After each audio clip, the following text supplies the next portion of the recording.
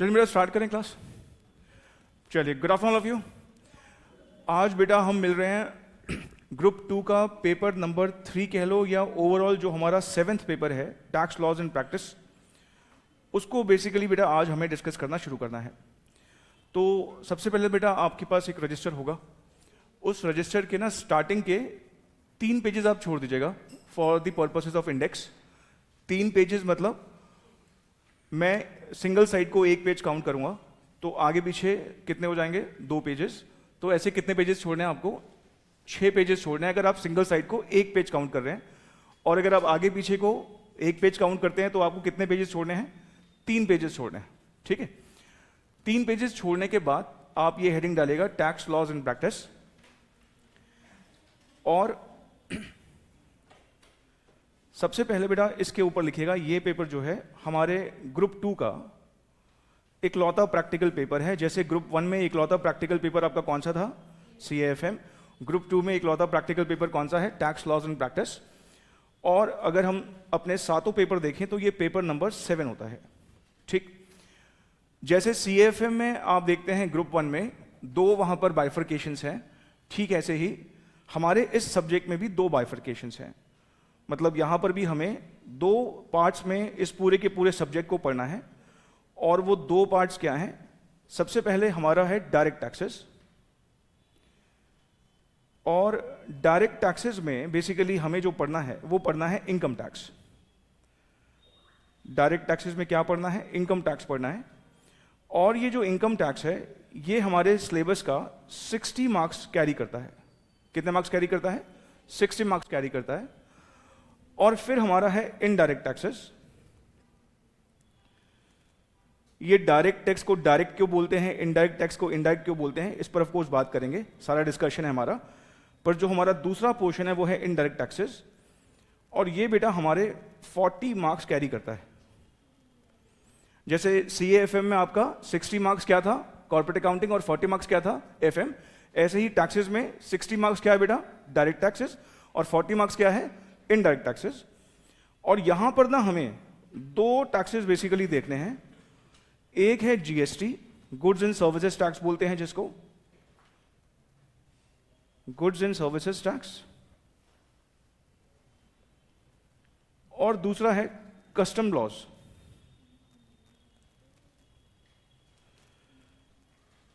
इन दोनों का as such ना कोई स्पेसिफिक वेटेज नहीं है कि GST कितने मार्क्स का आएगा और कस्टम कितने मार्क्स का आएगा। इन दोनों को मिला के कितना वेटेज है? 40 मार्क्स है। हां, अगर मैं पास का पैटर्न देखूं तो लगभग 5 से 10 नंबर इसमें से आता है, और रिमेनिंग पेपर किसमें से आता है? 40 मार्क्स वाला GST में से आता है। मैं बेटा पूरे कोर्स के दौरान अपने बारे में शायद बोल नहीं पाऊंगा आगे, तो पहली क्लास में जो बोल देता हूं। मेरा नाम है बेटा मुकेश जसवानी। क्वालिफिकेशन वाइज मैंने CS, CS, CA में तीनों किया हुआ है, और ग्रेजुएशन मेरी BCom ऑनर्स में हुई। टीचिंग का एक्सपीरियंस लगभग मुझे 17 ईयर्स का हो चुका है। 2009 या 2010 के आसपास मैंने पढ़ाना शुरू किया था। मुझे मेरा पहला ब्रेक दिया था CS इंस्टीट्यूट ने। ICSI में मैंने एज अ विजिटिंग फैकल्टी पढ़ाना शुरू किया था। जो ICSI का पटेल नगर का चैप्टर है, वहाँ पर ओरल क्लासेस होती थी, तो वहाँ पर मैं एज अ विजिटिंग फैकल्टी जाता था। वहाँ से मैंने पढ़ाना शुरू किया था, और शुरुआत से ही जो मेरा कोर एरिया रहा है वो प्रैक्टिकल पेपर्स ही रहा है, चाहे अकाउंट्स है, FM है, कॉस्टिंग है, और अब ये टैक्स है। थोड़े बहुत अचीवमेंट्स की बात करूं तो जब मैं अपनी मतलब ये क्वालिफिकेशंस ले रहा था तो CA में फाइनल में मेरी 9th रैंक आई थी ऑल ओवर इंडिया। और जो BCom ऑनर्स का फर्स्ट ईयर का एग्जाम था उसमें मेरे 100% मार्क्स आए थे, DU में टॉप किया था।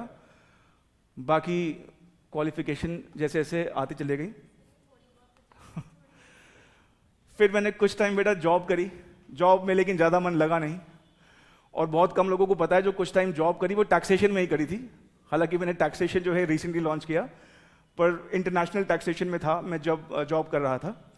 और फिर डिपार्टमेंट की क्या बोले वो ब्राइब और वो सब एनवायरनमेंट थोड़ा कम पसंद आया, तो फिर लगा कि शायद टीचिंग में आ जाना चाहिए।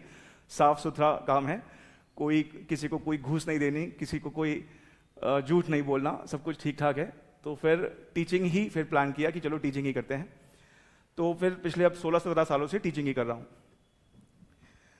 अब बेटा ये जो पेपर है हमारा टैक्स लॉज एंड प्रैक्टिस, अब ना ये पेपर जो है प्रैक्टिकल पेपर है और थियरी का हिंट है इसमें, ऑफ कोर्स एक बैलेंस है, ये भी नहीं बोलूंगा कि अकाउंट्स की तरह बिल्कुल कोर प्रैक्टिकल है, लेकिन हमारे इंस्टीट्यूट ने जो पास्ट में पेपर पूछा है अब एक बहुत बड़ा शिफ्ट है। पिछले 17 ईयर्स 16 साल में मैं पहली बार देख रहा हूं ऐसा शिफ्ट कि इंस्टीट्यूट अब प्रैक्टिकल पेपर को प्रैक्टिकल की तरह ही ट्रीट कर रहा है।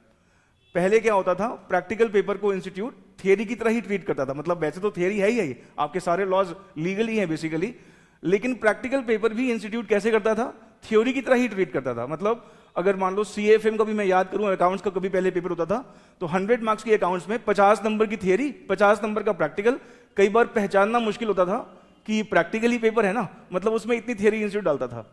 अब लेकिन ऐसा दौर आया है जब से ये आपका न्यू सिलेबस आया है कि इवन 100 मार्क्स का प्रैक्टिकल पेपर अटेम्प्ट करना पॉसिबल है।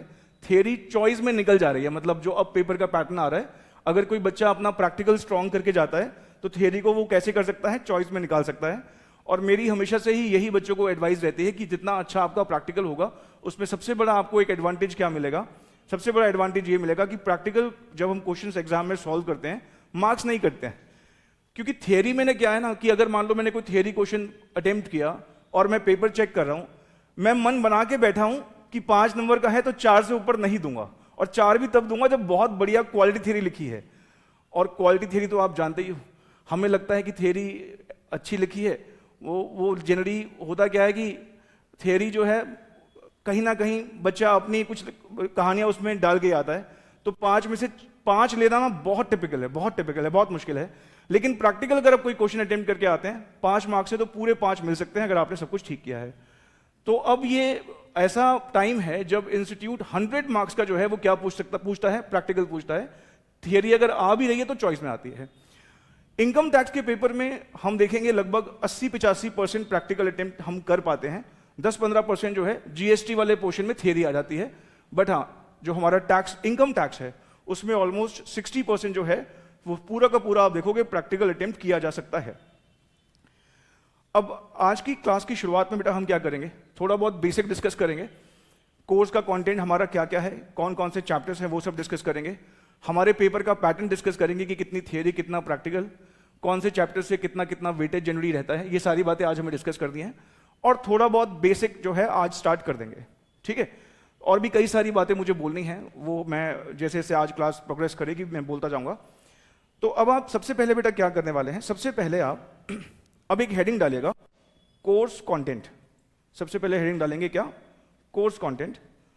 हम अपने सिलेबस को एक बार चेक कर रहे हैं कि हमारे सिलेबस में क्या क्या है, कोर्स कंटेंट। और कोर्स कंटेंट में हम बात करेंगे पार्ट 1 हमारा जो है, और पार्ट 1 किसका है बेटा, डायरेक्ट टैक्स का। और डायरेक्ट टैक्स में हमें क्या पढ़ना है, इनकम टैक्स पढ़ना है। ये कितने मार्क्स का है, ये 60 मार्क्स का है।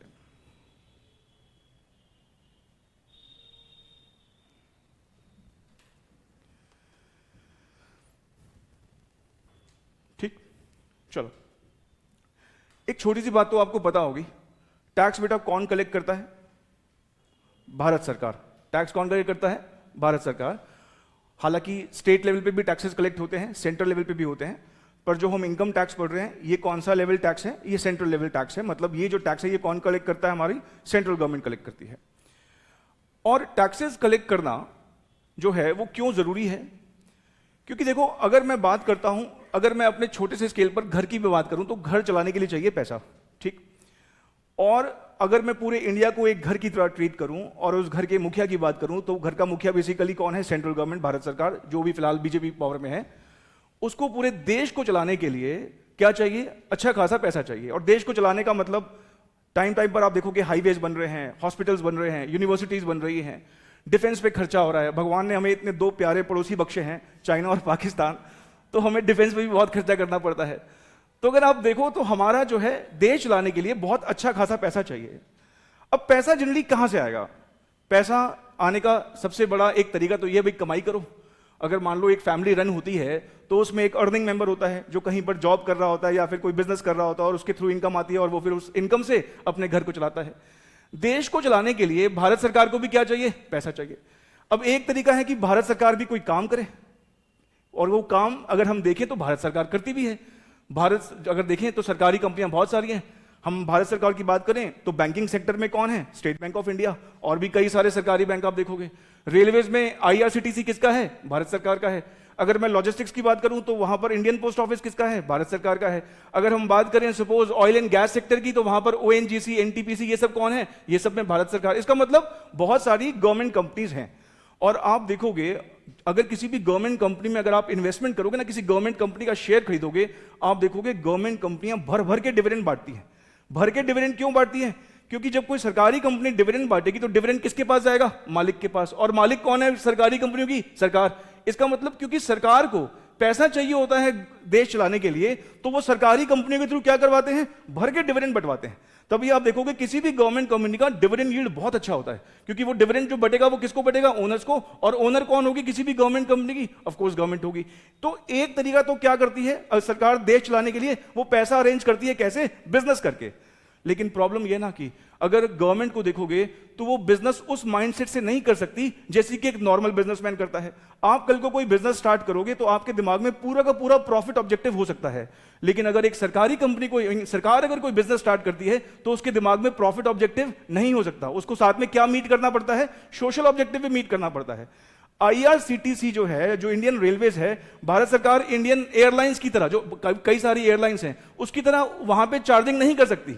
वहां पे थोड़ा सा देखना पड़ेगा क्योंकि हर लेवल का वहां पर जो है बंदा ट्रैवल कर रहा है। इसका मतलब गवर्नमेंट कंपनीज जो हैं, आप देखोगे बहुत सारी गवर्नमेंट कंपनीज उतने उस प्रॉफिट लेवल पर, उस प्रॉफिट माइंडसेट से काम नहीं करती हैं। इसलिए आप देखोगे ज्यादातर कंपनियां जो हैं, कई सारी कंपनियां आप देखोगे नुकसान में भी हैं और कई बंद भी हो गई।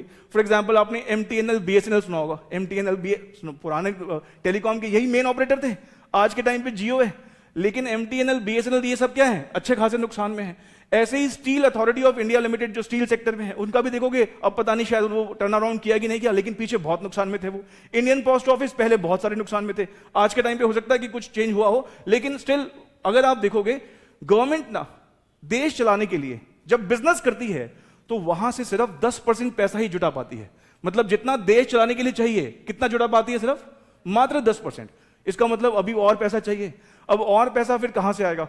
फिर एक दूसरा जो पैसा है कि भाई जो देश के लोग हैं वही कंट्रीब्यूट करें, मतलब हम लोग। और हम लोग जो हैं भारत सरकार को क्या करते हैं? खुद कमाई करते हैं, और उस कमाई का एक हिस्सा किसको दे देते हैं? भारत सरकार को। किस फॉर्म में? टैक्सेस की फॉर्म में। ये जो हम टैक्सेस की फॉर्म में भारत सरकार को देते हैं, ये हमारे सरकार का लगभग समझ लो 60% रेवेन्यू है। मतलब 60% कंट्रीब्यूशन कौन दे रहा है? भारत का हर एक इंडिविजुअल। चाहे इनडायरेक्ट टैक्सेस पे करके आप मार्केट से कुछ भी खरीदते हो तो आप जीएसटी साथ में पे करते हो, तो ये टैक्स किसने दिया? आपने। कल को आप सीएस क्वालिफाई करोगे, कहीं जॉब करोगे, आप प्रैक्टिस करोगे, इनकम कमाओगे, तो उस इनकम पे क्या दोगे? Income tax. तो ये भी कहीं ना कहीं हम ही लोग कंट्रीब्यूट करेंगे। तो लगभग 60% रेवेन्यू सरकार का कहां से आता है? टैक्सेस से आता है। और अभी भी भारत सरकार ऐसा नहीं कि पूरा हो जाता है, हमें 20-25% के आसपास, अपनी नीड का 20-25% के आसपास लोन लेना पड़ता है। किससे? इंटरनेशनल मॉनेटरी फंड, जो भी इंटरनेशनल ऑर्गेनाइजेशन है। और पता है इनसे अगर लोन ज्यादा हो जाए ना तो ये हमारे फाइनेंशियल मैटर्स में दखल देते हैं। फॉर एग्जांपल पाकिस्तान के ऊपर बहुत अच्छा खासा उधारी है इंटरनेशनल इंस्टीट्यूशंस का। आज अगर पाकिस्तान की सरकार ये चाहे ना कि हम वहां पर टैक्स के रेट को थोड़ा बढ़ा लेते, घटा लेते हैं, पहले आईएमएफ से परमिशन लेनी पड़ती है उनको। हमें नहीं लेनी पड़ती क्योंकि हमारे ऊपर इतनी उधारी नहीं है। हम अभी डेवलपिंग नेशन है, लेकिन जैसे ही हमारा वो डेवलप्ड स्टेटस आ जाएगा तो कहीं ना कहीं हम भी देखोगे फिर ये इंटरनेशनल लोन से थोड़ा बहुत मुक्त हो जाएंगे। लेकिन हमारा अभी भी जो नीड है सरकार की देश की, वो अभी भी पूरी नहीं पड़ती। इवन टैक्सेस से भी अभी भी हमें क्या करना पड़ता है? इंटरनेशनल एजेंसी से लोन लेना पड़ता है थोड़ा बहुत। तो टैक्सेस जो है ना वो इंडियन रेवेन्यूज में बहुत अच्छा खासा कंट्रीब्यूशन देते हैं। तो हमें बेसिकली वही सीखना है कि ये टैक्सेस जो हैं वो कैसे हमें कैसे कंप्यूट करना है और कैसे उसके पूरे इनकम टैक्स के स्ट्रक्चर को समझना है। हमारे बेटा सब्जेक्ट का नाम क्या है? अगर आप देखें, डायरेक्ट टैक्स टर्म को मैं भी डिफाइन करता हूं, लेकिन हमारे डायरेक्ट टैक्स में कौन सा टैक्स है? Income tax. अच्छा, इनकम टैक्स किस पे लगेगा? इनकम पर। इनकम टैक्स किस पे लगेगा? इनकम पर। इसका मतलब हमें इस पूरे के पूरे सिलेबस में, इनकम टैक्स के सिलेबस में एक अच्छा खासा वक्त लगेगा ये जानने में कि इनकम कैसे कंप्यूट होती है। मतलब इस पूरे सिलेबस का एक मेजर पोर्शन जो हमारा डेडिकेट होता है वो किस चीज के लिए डेडिकेट होता है? कि ये इनकम कैसे कंप्यूट होती है। अब वो इनकम के कंप्यूटेशन को ऑफ कोर्स सीखने से पहले, क्योंकि ये सब्जेक्ट एक ऐसा सब्जेक्ट है जो आपने पहले कभी नहीं देखा। अगर आप एक 12th पास करके आए हैं, अगर आप 12th पास करके मतलब CACT के रास्ते से आए हैं, ग्रेजुएशन अभी आपने जस्ट ज्वाइन ही किया है, तो आपने इनकम टैक्स जैसा सब्जेक्ट कभी स्कूल में नहीं देखा। फॉर एग्जांपल जब हम CAFM पढ़ते हैं तो वहां पर बच्चे जो कॉमर्स बैकग्राउंड वाले होते हैं वो कहीं ना कहीं अकाउंट्स देख के आते हैं, लेकिन ये एक ऐसा सब्जेक्ट है जो आपके लिए बिल्कुल नया है। अब क्योंकि बिल्कुल नया सब्जेक्ट है तो इस सब्जेक्ट को समझने के लिए पहले बहुत सारी ना बेसिक टर्म्स पे हमें डिस्कस करना पड़ेगा, और वो हम डिस्कस करेंगे हमारे पहले चैप्टर में। तो कोर्स कंटेंट में बेटा जो हमें पहला चैप्टर पढ़ना होगा उस चैप्टर का नाम क्या है? Basics of income tax. लिखिएगा, basics of income tax.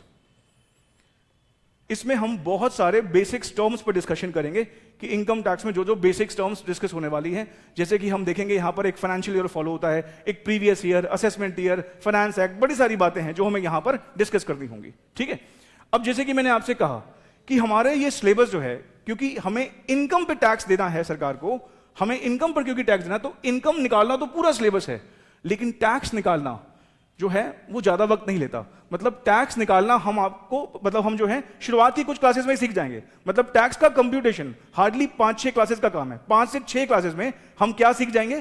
Tax निकालना। मतलब फिर मैं आपको बता दूं कि इस इंसान की इनकम 20 लाख है, बताओ कितना टैक्स, आप फटाफट बता दोगे। इस इंसान की इनकम 50 लाख है, कितना टैक्स, आप कैलकुलेट कर दोगे। मतलब ये टैक्स निकालना कोई बड़ी बात नहीं है, टैक्स हम जल्दी सीख जाएंगे। और हम अपने सिलेबस की जो शुरुआत करेंगे वो किससे सीखेंगे? निकालना क्या है? Income tax. लेकिन इनकम टैक्स के लिए पहले क्या जरूरी है? इनकम। इनकम को बाद में निकालना सीखेंगे, पहले किसको निकालना सीखेंगे? टैक्स को। और कौन से चैप्टर में? इसी पहले चैप्टर में। तो इस फर्स्ट टॉपिक में हम इनकम टैक्स के बेसिक्स पर बात करेंगे। बहुत सारे बेसिक्स हैं जो हमें डिस्कस करने हैं, और साथ साथ इसी चैप्टर में हम क्या सीखने वाले हैं? इसी चैप्टर में हम सीखने वाले हैं computation of tax liability.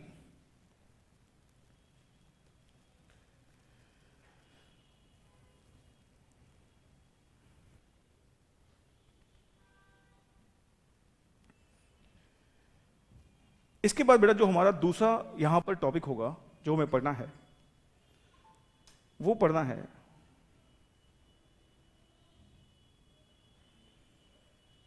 Income under the head salary. उसके बाद लिखिएगा बेटा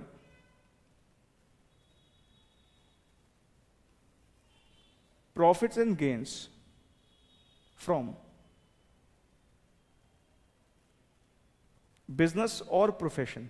profits and gains from business और प्रोफेशन। इसके ब्रैकेट में लिखिएगा, इसको शॉर्ट में बुलाते हैं बेटा PGBP। PGBP, ठीक है। उसके बाद फोर्थ टॉपिक लिखिएगा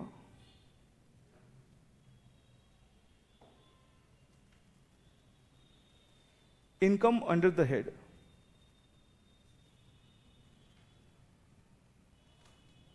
house property.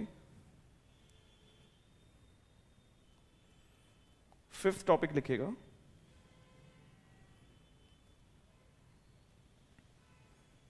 Income under the head. अच्छा, यहां पे ना हेड लिखना रह गया, income under the head.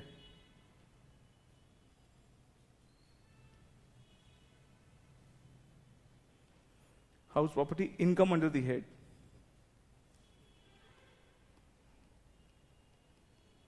Capital gains,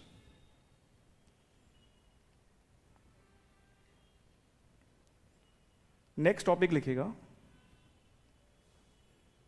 income from other sources. चलिए अब देखो बेटा, CAFM में या 12th क्लास में आपने एक टॉपिक पढ़ा था कैश फ्लो स्टेटमेंट, याद है आपको? कैश फ्लो स्टेटमेंट में हम क्या करते थे, वहां पर 3 हेड्स में सारे के सारे कैश फ्लोज को आइडेंटिफाई करते थे। कौन कौन से थे वो 3 हेड्स? एक था कैश फ्लो फ्रॉम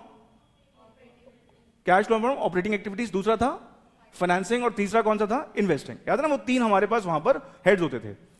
अब ना इनकम टैक्स एक्ट भी क्या बोलता है कि आपकी इनकम जो है, हो सकता है कि हजारों सोर्सेज से आ रही हो, बहुत सारे सोर्सेज से आ रही हो आपके पास, लेकिन आपको अपनी सारी की सारी इनकम को सिर्फ और सिर्फ इन 5 हेड्स में क्लासिफाई करना है। जैसे कि यहां पर पहला हेड कौन सा दिख रहा है आपको? Income under the head salary.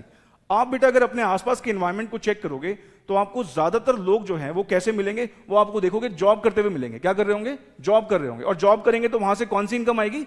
Salary income आएगी। इसका मतलब इनकम टैक्स एक्ट में टोटल 5 हेड्स हैं, जिसमें से पहला हेड कौन सा डिस्कस करना है हमें? Income under the head salary. दूसरे लोग जो आपको मिलेंगे ना आसपास अपने कमाई करते हुए, वो मिलेंगे कोई ना कोई बिजनेस करते हुए मिलेंगे आपको। क्या करते हुए मिलेंगे? बिजनेस करते हुए। या फिर आप नीचे ही लक्ष्मीनगर में आप जाओगे, कितनी सारी दुकानें हैं, ये सारे दुकानदार क्या कर रहे हैं? बिजनेस। क्या कर रहे हैं? बिजनेस। कमाई कर रहे हैं तो बिजनेस की इनकम आएगी। इसका मतलब दूसरा सोर्स जो है वो मेजर कौन सा है? Business income. और हर एक दुकान में आप देखोगे कुछ एम्प्लॉय भी रखे हुए होंगे, वो एम्प्लॉय वहां से क्या ले रहे होंगे? सैलरी। मतलब अपने आसपास अगर आप देखोगे मेजॉरिटी लोग आपको इन्हीं 2 चीजों में मिलेंगे, या तो वो कोई ना कोई बिजनेस कर रहे होंगे, या फिर वो क्या कर रहे होंगे? या वो जॉब कर रहे होंगे। अपने घर में भी आप देखो, या तो आपके पापा बिजनेस कर रहे होंगे या फिर पापा कहीं जॉब पर होंगे। तो हमारे पास या तो सैलरी इनकम आएगी या फिर कौन सी इनकम आएगी? बिजनेस इनकम आएगी।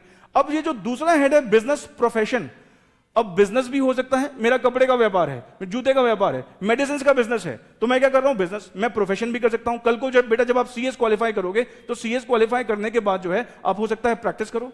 अब अगर आप प्रैक्टिस करोगे तो आपकी इनकम जो होगी वो कौन सी होगी? प्रोफेशनल इनकम होगी। एक चार्टर्ड अकाउंटेंट प्रैक्टिस कर रहा है, वो वहां से उसको ग्रॉस रिसीट्स आती है, वो उसके लिए कौन सी इनकम है? वो प्रोफेशन की इनकम है। एक डॉक्टर के लिए उसकी इनकम कौन सी इनकम है? वो प्रोफेशन कर रहा है। एक लॉयर के लिए प्रोफेशन है। एक फिल्म आर्टिस्ट प्रोफेशन है। इसका मतलब मैं प्रोफेशन में भी हो सकता हूं और मैं बिजनेस में भी हो सकता हूं। तो आप अगर देखोगे ज्यादातर लोग ना आपको इन 2 पहले हेड्स में दिख जाएंगे। ये 2 हेड्स सबसे इंपॉर्टेंट हेड्स हैं। हमारे सिलेबस का सबसे ज्यादा वक्त यही 2 हेड्स लेते हैं। Income under the head salary, लगभग 10 से 11 क्लासेस लगेंगी इस हेड सैलरी हेड को खत्म करने में। आपको लगेगा सैलरी सर इसमें कौन सी बड़ी बात है, मैं अपने भाई की, दीदी की या फिर किसी फ्रेंड की सैलरी वैसे बता देता हूं। लेकिन बेटा एक एम्प्लॉयर अपने एम्प्लॉय को बहुत कुछ दे सकता है। जो हम देखते हैं ना वो एक बेसिक पे, डीए वगैरह, लेकिन उसके अलावा अगर कोई बिग शॉट एम्प्लॉय है तो हो सकता है कि उसके एम्प्लॉयर ने उसको रहने के लिए घर दे रखा हो, जिसको हम बोलते हैं रेंट फ्री एकोमोडेशन। भाई मैं अगर अपने एम्प्लॉय को रहने के लिए घर दे रहा हूं, क्या उसकी कोई वैल्यू नहीं है? बिल्कुल वैल्यू है, वो उसकी सैलरी है। भाई एम्प्लॉयर ने अपने एम्प्लॉय को प्रोवाइड किया है। मैंने उसको एक मोटर कार की फैसिलिटी प्रोवाइड कर रखी है, मैंने उसको ईसॉप दे रखे हैं, मैंने उसके घर में सर्वेंट लगवा रखे हैं। मैं बीइंग एन एम्प्लॉयर अपने एम्प्लॉय के घर में सर्वेंट लगवा रखे हैं, वहां पर जो है उसको ईसॉप वगैरह दिया है, उसको घर में टेलीफोन की फैसिलिटी प्रोवाइड कर दी है। अब ये देखना है कि उसमें से कितना टैक्सेबल है, कितना टैक्सेबल नहीं है। लेकिन income under the head salary एक बहुत बड़ा हेड है। और दूसरा कौन सा है? बिजनेस और प्रोफेशन। और आपको कौन से लोग मिलेंगे इनकम कमाते हुए जो ज्यादा आपको प्रोमिनेंट दिखेंगे? आप देखोगे तो नीचे जितनी भी दुकानें हैं, ज्यादातर दुकानें आपको किराए पर मिलेंगी। कैसे मिलेंगी? किराए पर। और किराए पर मिलेंगी बेटा तो कोई ना कोई उसका मकान मालिक होगा। नीचे देखो सारे दुकानदार कौन है? टेनेंट है। कौन है? टेनेंट। तो उसका कोई कौन होगा? मकान मालिक भी होगा। और मकान मालिक को हर महीने क्या दे रहा होगा? कोई किराया। इसका मतलब उसके बाद जो आपको ज्यादातर लोग मिलेंगे कमाई करते हुए, वो कौन से लोग मिलेंगे? जो रेंटल इनकम कमा रहे होंगे। क्या कमा रहे होंगे? रेंटल इनकम कमा रहे होंगे। तो रेंटल इनकम के लिए कौन सा हेड है? Income under the head house property. और मैं ऐसे कई लोगों को जानता हूं जो कोई बिजनेस नहीं कर रहे, कोई सैलरी वगैरह, कोई जॉब नहीं कर रहे, उनके पास उनके दादा परदादा बहुत बढ़िया प्रॉपर्टीज छोड़ के गए हैं, और उनका बस हर महीने काम क्या है? हर प्रीमाइसेस पे जाना, किराया कलेक्ट करना, और बस वो किराए से ही बढ़िया काम चल रहा है। अमिताभ बच्चन की पता नहीं कितनी प्रॉपर्टीज हैं जो उसने, अब तो ठीक है वो फिल्म आर्टिस्ट भी है, लेकिन कितनी प्रॉपर्टीज हैं जिससे महीने का 4 लाख रुपए किराया, 6 लाख रुपए किराया महीने का, क्योंकि जुहू बीच पर सी फेसिंग उनके बंगले हैं, वो किराए पे जाते हैं तो कितने जाते हैं? महीने का 4 लाख किराया, 5 लाख किराया, 6 लाख किराया। तो ये सारी इनकम जो है, रेंटल इनकम जो है, ये कौन से हेड में जाएगी? House property head. तो पहला हेड कौन सा? सैलरी। दूसरा हेड कौन सा? Business profession. तीसरा हेड कौन सा? Capital gain, sorry house property. अब चौथा हेड कौन सा दिख रहा है? Capital gain. कैपिटल गेन का मतलब यह है कि मान लो मैं सपोज कैपिटल एसेट है मेरे पास, फॉर एग्जांपल हाउस प्रॉपर्टी को किराए पे चढ़ाऊंगा तो रेंटल इनकम आएगी। कौन से हेड में जाएगा? हाउस प्रॉपर्टी हेड में। लेकिन उसी हाउस प्रॉपर्टी को मान लो मैंने 1 करोड़ में खरीदा था, 1.5 करोड़ में बेच दिया। 1 करोड़ में खरीदा और 1.5 करोड़ में बेच दिया। ये 50 लाख रुपए मेरे क्या है? Capital gain. ये कैपिटल प्रॉफिट है, कैपिटल रिसीट है।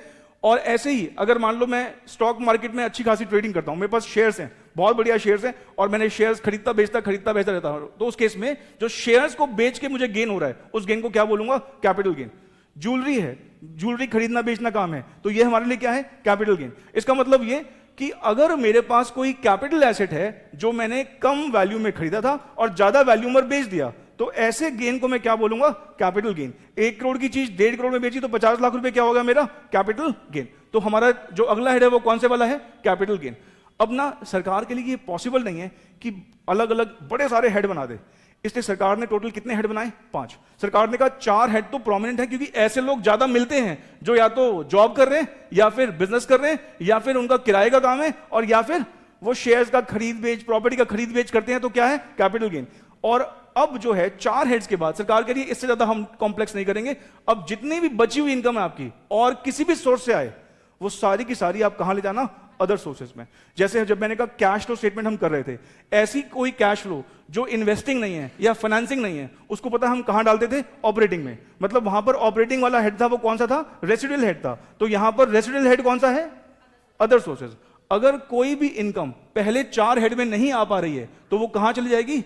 Other sources. एग्जाम्पल के तौर पर इंटरेस्ट इनकम, बैंक में एफडीज करा रखी है बहुत सारी, और एफडीज का क्या आता है? इंटरेस्ट आता है, कहां जाएगी? Other sources.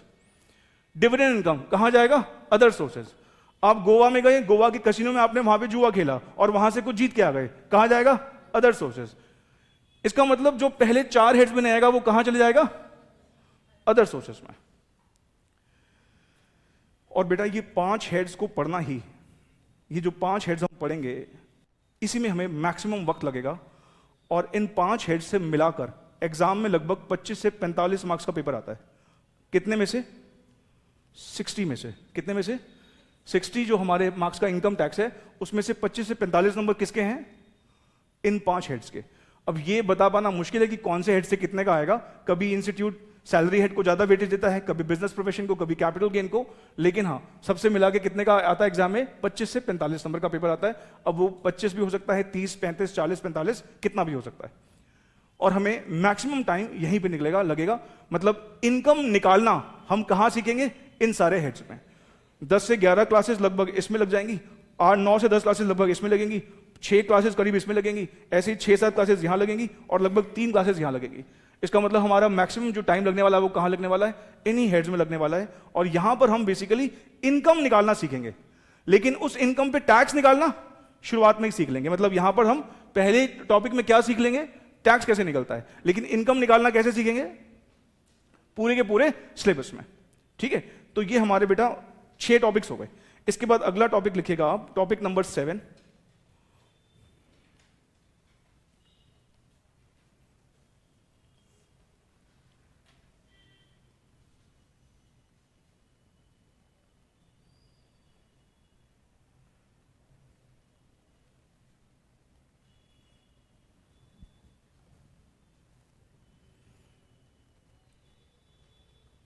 Residential status.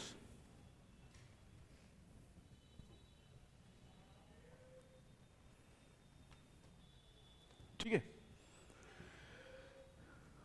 अब देखो बेटा, रेजिडेंशियल स्टेटस एक टॉपिक है।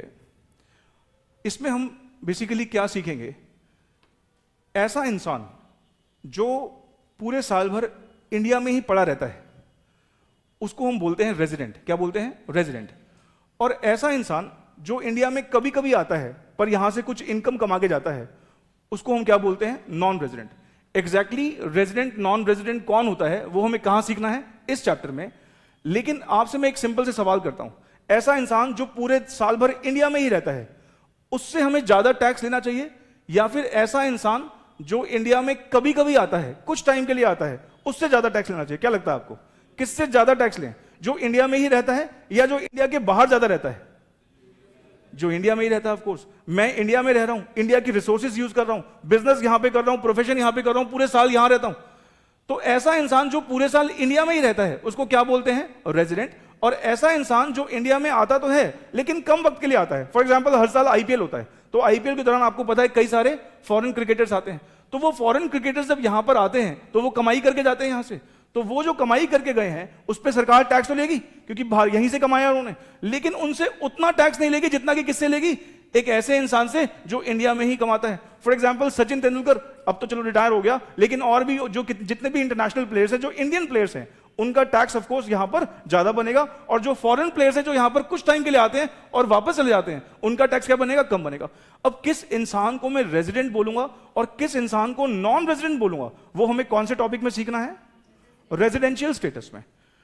अच्छा, मान लो कोई ऐसा इंसान है, मान लो आपको कोई फ्रेंड, दूर का रिश्तेदार यहां पे अच्छा पढ़ लिख के यूएस में सेटल हो गया और पिछले 3 साल से इंडिया में नहीं आया, जानते हो, ऐसे इंसान को भले ही वो दिखने में इंडियन है, लेकिन मैं उसको क्या बोलूंगा, वो नॉन रेजिडेंट है। कौन है? Non resident. मतलब इंडियन सिटीजनशिप मैटर नहीं करती, मैटर क्या करता है, इंडिया में कौन कितना वक्त रह रहा है। जो इंडिया में ज्यादा वक्त रहेगा उसको क्या बोलेंगे, रेजिडेंट। जो इंडिया में कम रहेगा उसको क्या बोलेंगे, नॉन रेजिडेंट।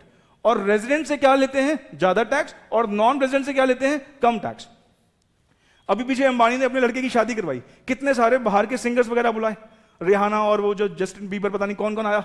अब वो यहां पर परफॉर्म करके गए हैं, तो मुकेश अंबानी ने अच्छा पैसा दिया होगा, और वो जो पैसा दिया है वो किसको दिया है, एक नॉन रेजिडेंट को दिया है। तो उस पर भी टैक्स तो लेंगे, लेकिन कैसे लेंगे वो हम ऑफ कोर्स देखेंगे कि उसकी कौन सी इनकम पे टैक्स देना है, उसको कौन सी इनकम में नहीं देना है।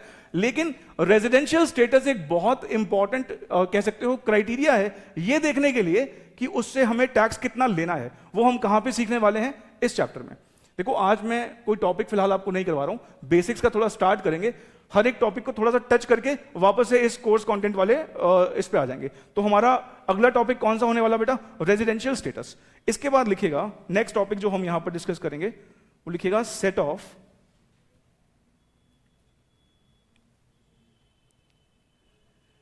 And carry forward.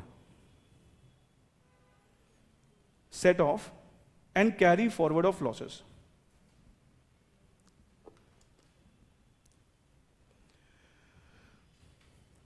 मैं एक बिजनेस कर रहा हूं और बिजनेस से मेरी ठीक ठाक इनकम हो रही है, सरकार उस पर टैक्स लेगी, बिल्कुल लेगी, ठीक। लेकिन मैंने बिजनेस स्टार्ट किया, बिजनेस चला नहीं, नुकसान हो गया, तो क्या सरकार अब मेरे बुरे वक्त में मुझे पैसा देगी कुछ? मेरी इनकम हुई थी, सरकार ने मुझसे पैसे ले लिए, 10 लाख की इनकम थी, 2 लाख सरकार ने मुझसे टैक्स ले लिया मान लो। अब मेरे को 10 लाख का नुकसान हो गया, क्या सरकार से मैं कुछ एक्सपेक्ट करूं कि जैसे मेरे अच्छे वक्त में आप मेरे साथ थे, क्या बुरे वक्त में भी मेरे साथ हो? सरकार कह रही है बुरे वक्त में हम तुम्हारे साथ हैं, लेकिन थोड़े अलग तरीके से हैं। मतलब अगर हमें नुकसान होता है तो नुकसान के केस में सरकार ये कहती है चलो ठीक है तुमसे टैक्स नहीं लेंगे। मैंने कहा टैक्स तुम ले भी किस मुंह से सकते हो, मैंने नुकसान हुआ है, टैक्स कहां से दूंगा तुम्हें? लेकिन सरकार कह रही तुम्हारी हेल्प क्या करेंगे हम कि तुम्हारा नुकसान हुआ है ना, चलो कोई बात नहीं, अगर तुम्हारी कोई और इनकम है तो उस इनकम से इस नुकसान को क्या कर लो, सेट ऑफ कर लो। फॉर एग्जाम्पल मेरा बिजनेस था, मेरा बिजनेस था मान लो कपड़ों का, कपड़ों के बिजनेस से नुकसान हो गया मान लो 3 लाख रुपए का, और मेरा एक बिजनेस था एक और फॉर एग्जाम्पल वो बिजनेस था मेडिसिन का बिजनेस था, मेडिसिन की शॉप थी, बढ़िया शॉप चल रही थी, और वहां से कमाए 7 लाख रुपए। तो ये जो लॉस है और जो ये प्रॉफिट है, इन दोनों को आपस में क्या कर सकते हैं, सेट ऑफ कर सकते हैं। मतलब मैं अपने लॉसेस को अपने प्रॉफिट से क्या कर सकता हूं, सेट ऑफ कर सकता हूं। ये सेट ऑफ के लेकिन रूल्स हैं, क्योंकि इसमें बड़े सारे फ्रॉड होते हैं, तो कुछ रूल्स हैं, वो रूल सारे कहां पढ़ेंगे, इस चैप्टर में। अब आगे क्या लिखा है, set of and carry forward. मान लो सपोज मेरा एक बिजनेस था, उस बिजनेस से 10 लाख का नुकसान हो गया, लेकिन मेरी कोई इनकम है ही नहीं, और सेट ऑफ करने के लिए कोई इनकम है ही नहीं, उस केस में सरकार के लिए कोई दिक्कत नहीं है। इस लॉस को तुम क्या कर लो, कैरी फॉरवर्ड कर लो। क्या कर लो, कैरी फॉरवर्ड कर लो। अगले साल जब इनकम होगी ना, उस इनकम से इस लॉस को क्या कर लेना, सेट ऑफ, और जो बची हुई इनकम होगी उस पर टैक्स दे देना। मेरी अगले साल भी इनकम नहीं है तो सरकार के लिए कोई दिक्कत नहीं है, 8 साल तक तुम्हें कैरी फॉरवर्ड करने देंगे। कितने साल तक, 8 साल तक। कुछ लॉसेस 8 साल तक कैरी फॉरवर्ड होते हैं, कुछ लॉसेस 4 साल तक कैरी फॉरवर्ड होते हैं, कुछ लॉसेस अनलिमिटेड पीरियड के लिए भी कैरी फॉरवर्ड होते हैं। वो हम देखेंगे कि वो कौन कौन से लॉसेस हैं और कैसे कैसे उसको सेट ऑफ या कैरी फॉरवर्ड करते हैं। उसके लिए क्या है, हमारा एक सेपरेट चैप्टर है, 3 से 4 क्लासेस में लगती हैं, 5 नंबर का जनरली एग्जाम में क्वेश्चन आता है, ठीक। ये हमारे कितने टॉपिक हो गए, 8। अब आप क्या कर रहे हैं बेटा, अब आप एक काम करेंगे, आपने कितने पेजेस छोड़े हैं, पहले आपने 6 पेजेस छोड़े थे, मतलब अगर हम देखें तो 3 पेजेस छोड़े थे, अगर आप आगे पीछे को 1 पेज काउंट करते हो। आपको बेटा घर पे जाके क्या काम करना है, सबसे पहला काम क्या करना है, आज जाके अभी शुरू करो, शुरुआत करवाता हूं। अपना जो पेज छोड़ा है आपने पहले वाला, उसके ऊपर क्या लिखो, ऐसे पेज नंबर 1, क्या लिखोगे, पेज नंबर 1, ठीक। जो पेजेस छोड़े उस पर क्या करो आप, नंबरिंग दो अभी फिलहाल, 1 2 3 4 5 6, कितना हो गया, 6 पेजेस आपने छोड़े थे, राइट। अब आ जाओ 7वें पेज पे। 7वें पेज पे बेटा आपने क्या लिखा है, 7वें पेज पे आपने क्या लिखा है, ये कोर्स कंटेंट, यही लिखा है ना आपने। 7वें पेज पे क्या लिखा है, कोर्स कंटेंट।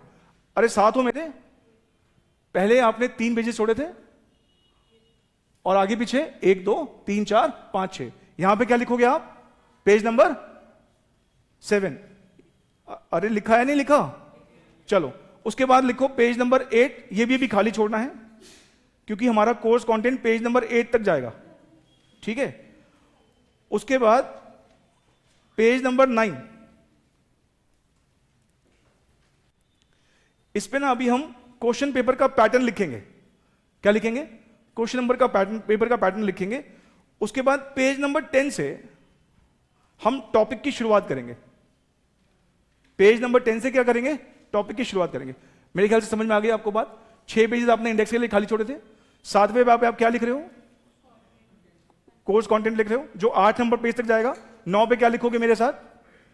क्वेश्चन पेपर का पैटर्न कैसा आएगा हमारा, थ्योरी कितना, प्रैक्टिकल कितना, कितने कितने मार्क्स के क्वेश्चन आते हैं। और उसके बाद 10 पे आपको क्या करना है? नंबर 10 पर अब आपको एक हेडिंग डालनी है। मैं वापस आऊंगा उस कोर्स कंटेंट के पेज पर। यहां पर अब आपको एक हेडिंग डालनी है। क्या हेडिंग डालोगे? Basics of income tax. Sir ये टॉपिक शुरू कर दिया आपने? हाँ, टॉपिक की कुछ बातें मुझे बतानी है ताकि फिर मैं आपको और आगे के टॉपिक्स के बारे में बता पाऊं। तो अब आप बेसिक्स ऑफ इनकम टैक्स करके ये हेडिंग डालेगा आप। मैं कोर्स कंटेंट की पेज पे अभी वापस लेके आऊंगा आपको, ठीक है? चलिए, अब मुझे ये बताइए, सबसे पहले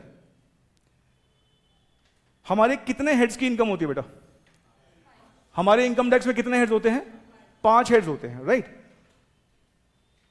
यहां पे डालिए पॉइंट नंबर 1। क्या डाल रहे हैं आप? Point number 1, basics of income tax, point number 1। और इस पॉइंट नंबर 1 की हेडिंग डालिएगा computation of total income. Computation of total income,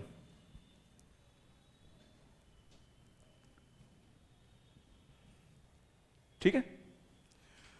चलिए 5 हेड बेटा बताते जाओ। पहला हेड कौन सा? Income under the head salary.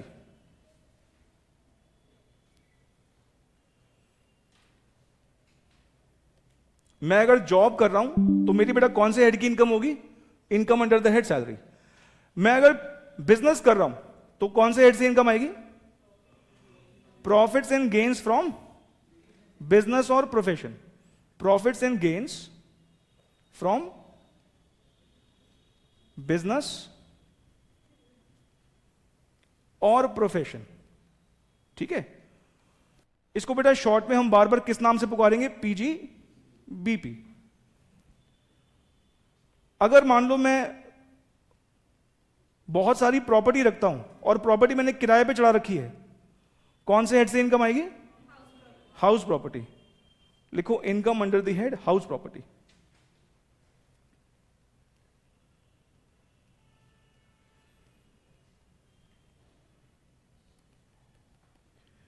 मेरे पास शेयर्स थे, प्रॉपर्टी थी, गोल्ड था, मैंने वो बेचा और उस पर मुझे मुनाफा हो गया, कौन से हेड में जाएंगे? Capital gain. Income under the head capital gain. जब मैं कैपिटल गेन का हेड पढ़ाऊंगा तो वहां पर हम देखेंगे कैपिटल एसेट को बेचकर कैपिटल गेन होता है, तो वहां पर प्रॉपर ना कैपिटल एसेट की डेफिनेशन है, ठीक है?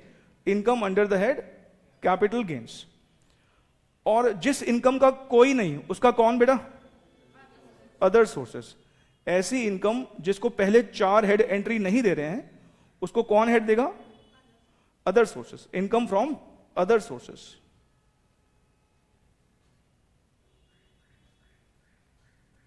ठीक है बेटा? ये 5 हेड्स की इनकम को जोड़ देते हैं ना जब हम, तो इसको हम एक नाम देते हैं।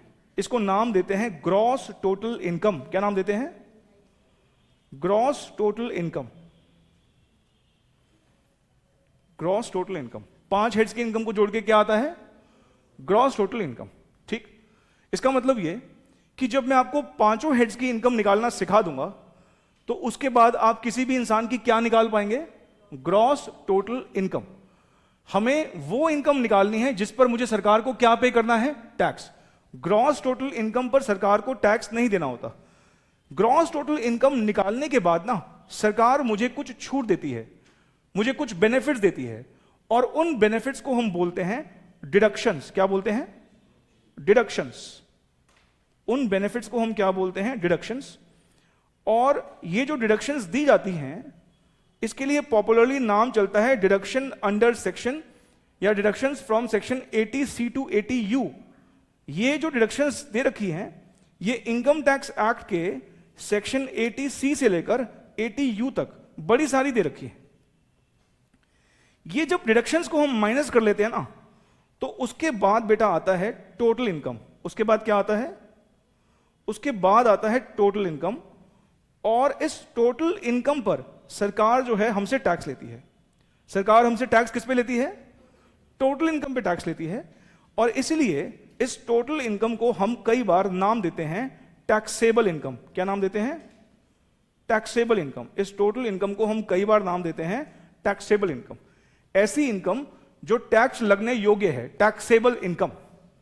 इस इनकम पर हम क्या पे करते हैं? सरकार को टैक्स पे करते हैं।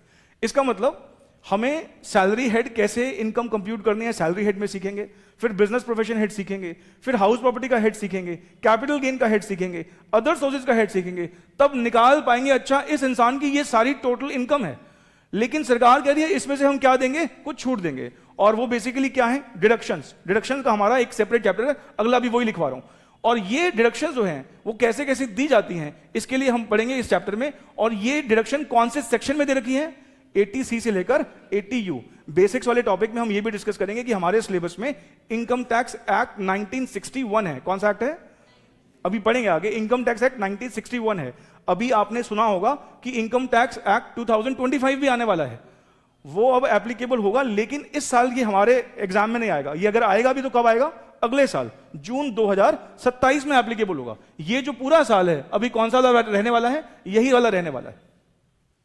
ठीक है, तो ये जो डिडक्शंस हैं ये हमें इस चैप्टर में पढ़नी होंगी। उसके बाद माइनस करने के बाद क्या आएगा?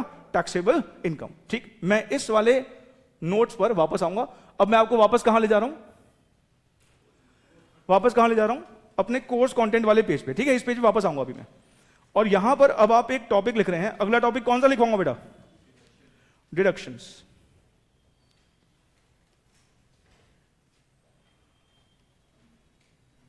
डिडक्शंस फ्रॉम, कहां से? डिडक्शन कहां से मिलेंगी बेटा? Gross total income. और ग्रॉस टोटल इनकम कैसे आती है? पांचों हेड्स की इनकम को जोड़ के आती है। ग्रॉस टोटल इनकम कैसे आती है? पांचों हेड्स की इनकम को जोड़ के आती है। अब सर ये सरकार हमें डिडक्शन देती क्यों है? देखो, अगर आप वर्ल्ड ओवर देखोगे ना, और खासकर जो डेवलप्ड कंट्रीज देखोगे, अगर वहां के सिटीजन्स पर कोई भी मुश्किल आती है तो वहां की सरकार बिल्कुल आगे खड़ी हो जाती है। फॉर एग्जाम्पल, मेरा एक फ्रेंड है, स्पेन में है। जब कोविड का मुश्किल वक्त आया था तो स्पेन में था वो टैक्सेस अपने टाइम पे करता है। कोविड के दौरान उसको सरकार ने पूरे टाइम घर पर बैठ के खिलाया और उसको हर महीने एक अलाउंस आता था उसके बैंक अकाउंट में। मतलब जो उसने टैक्सेस पे किए थे अपने वर्किंग लाइफ में, मुश्किल का वक्त आया तो वहां की सरकार ने क्या किया? हर महीने जो है उसके अकाउंट में एक बेनिफिट प्रोवाइड करना शुरू कर दिया। कल को उसको बुढ़ापा आता है और बुढ़ापे में कोई बीमारी होती है, उसका मुफ्त इलाज होगा और इलाज के लिए कोई मारामारी नहीं है। लेकिन प्रॉब्लम क्या है? हमारे देश की सरकार भी ये करना चाहती है पर प्रैक्टिकली पॉसिबल नहीं है। क्यों नहीं पॉसिबल? 140 करोड़ की जनता है। सोचो, अगर एक घर में 8-9 लोग हों तो उसके घर के जो मेन लाइवलीहुड जो अर्निंग मेंबर है उसके लिए कितना मुश्किल होगा हर एक के लिए प्रोवाइड करना। लेकिन घर के अगर मेंबर ही 2 हैं तो डेवलप्ड नेशन का यही है कि वहां पे घर के मेंबर कितने हैं? 2। हमारे देश में क्या है? घर के मेंबर ही कितने हैं? 10-12। तो उस केस में प्रोवाइड करना हर एक के लिए बड़ा मुश्किल है। तो डेवलप्ड कंट्रीज में क्या है कि वहां पर क्योंकि लोग कम है, रिसोर्सेज ज्यादा है, तो क्वालिटी ऑफ लाइफ बेटर है, सरकार वहां पे कर पाती है। लेकिन यहां भारत सरकार के लिए पॉसिबल नहीं है कि हर एक के बुढ़ापे का इंतजाम वो कर सके। तो सरकार ना फिर क्या करती है? इनडायरेक्ट बेनिफिट देती है। सरकार कह रही है ये खुद से तो कभी करेगा नहीं, इसको मैं टैक्स का लालच देते हैं। टैक्स का लालच क्या देते हैं? सरकार बोलती है तुम अगर अपना लाइफ इंश्योरेंस ले लोगे तो यहां पे हम तुम्हारी इनकम से वो माइनस कर देंगे। मान लो मेरी 10 लाख की इनकम है, ठीक है, उस 10 लाख की इनकम में से मैंने 50,000 रुपए ना एक लाइफ इंश्योरेंस का प्लान ले लिया और उसमें इन्वेस्ट कर दिया, तो मेरे बुढ़ापे का भी काम हो गया। और साथ में सरकार क्या बोलेगी? अब तुमसे 10 लाख पे टैक्स नहीं लेंगे, अब तुमसे कितने पे टैक्स लेंगे? 9.5 लाख पे। 10 लाख में से कितना वहां लगा दिया? 50,000, तो माइनस करके कितना हो जाएगा? 9.5 लाख। सरकार कह रही है कि तुम्हारा अगर कल को बीमारी आती है तो कैसे इलाज कराओगे? तुम अपना एक मेडिक्लेम पॉलिसी ले लो। क्या ले लो? मेडिक्लेम पॉलिसी ले लो। तो अगर मैं मेडिक्लेम कराता हूं तो मुझे उसका भी क्या मिल जाता है? डिडक्शन मिल जाता है। तो वो मेडिक्लेम अगर मैंने मान लो लिया 25,000 रुपए का, तो मैं अपनी इनकम में से क्या कर सकता हूं? उसको माइनस कर सकता हूं। ऑफ कोर्स इन सब में लिमिट है, ऐसा नहीं कि अंधाधुंध कोई भी अमाउंट माइनस कर सकते हो। जैसे 80C की लिमिट है 1.5 लाख रुपए की। लेकिन हम ये सब कहां पढ़ेंगे? जब हम पढ़ेंगे डिडक्शन वाला टॉपिक। मान लो किसी पेरेंट ने अपने बच्चे की हायर एजुकेशन के लिए एक एजुकेशन लोन लिया, तो उस एजुकेशन लोन पे जो वो इंटरेस्ट पे कर रहा है उसका भी क्या मिल जाएगा? डिडक्शन मिल जाएगा। कोई किराए पे रहता है, वो रेंट पे करने का भी क्या मिल जाएगा? डिडक्शन मिल जाएगा। एक सीनियर सिटीजन है, उसको एफडी से इंटरेस्ट आता है, उस बेचारे के लिए वही सोर्स ऑफ इनकम है, तो उसका भी उसको क्या मिल जाएगा? डिडक्शन मिल जाएगा। इसका मतलब कहने का ये कि डिडक्शन जो है, इसके थ्रू, इस चैप्टर के थ्रू सरकार अपना सोशल ऑब्जेक्टिव पूरा करती है। क्या करती है? सोशल ऑब्जेक्टिव पूरा करती है। क्योंकि हमारी जो सरकार है अल्टीमेटली टैक्स कलेक्ट करके किसके ऊपर लगाएगी? हमारे ऊपर ही। भाई अल्टीमेटली भारत सरकार अगर टैक्स लेगी तो उसे क्या करेगी? हॉस्पिटल बनवाएगी, स्कूल बनवाएगी, फ्लाईओवर बनाएगी, वो खर्चा किस पे करेगी? हमारे ऊपर ही। तो हमसे लेते वक्त ही सरकार कह रही है हम थोड़ा ध्यान देंगे कि तुमने अगर अपने जेन्युइन, अपने रिटायरमेंट के लिए, एजुकेशन के लिए, इस पे अगर कुछ खर्चा किया है तो तुम्हें क्या मिल जाएगी? डिडक्शन मिल जाएगी। अब ये डिडक्शन बड़ी सारी है, ये हमें कहां पढ़नी है? इस चैप्टर में। ठीक, तो हमारा अगला टॉपिक कौन सा हो जाएगा? डिडक्शन का। तो आओ बेटा वापस से कहां पर? बेसिक्स वाले टॉपिक जो हमने शुरुआत करी अभी। हमने यहां पर पहला नोट क्या लिखा कि 5 हेड्स की इनकम को जोड़ेंगे तो क्या आएगा? Gross total income. Gross total income में से क्या माइनस करेंगे? डिडक्शंस। तो क्या आएगा? Total income. ये वो इनकम है जिस पे मुझे सरकार को क्या देना है? टैक्स देना है। तो इसके नीचे बेटा एक नोट लिखो।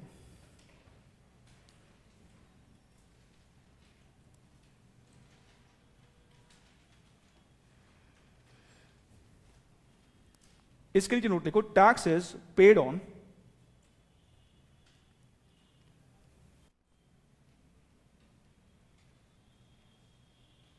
Total income. Tax is paid on total income.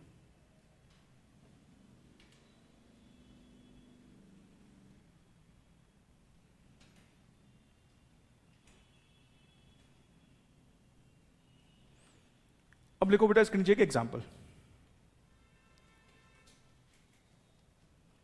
Example number 1। Mister, बेटा आपका नाम बताना। Aditya. Mister Aditya. Double day आता है? चलो कोई और आदित्य है। Mister Aditya provides you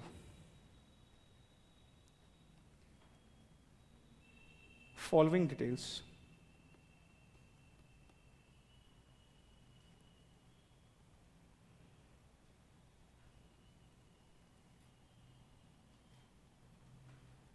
Income from salary 9 lakh rupees.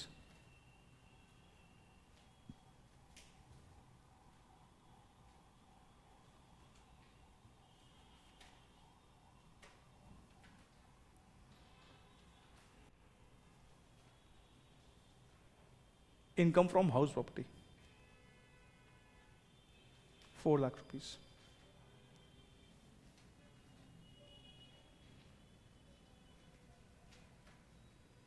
Capital gain 2 lakh रुपए. Deduction under section 80C to 80U 1,25,000 रुपए.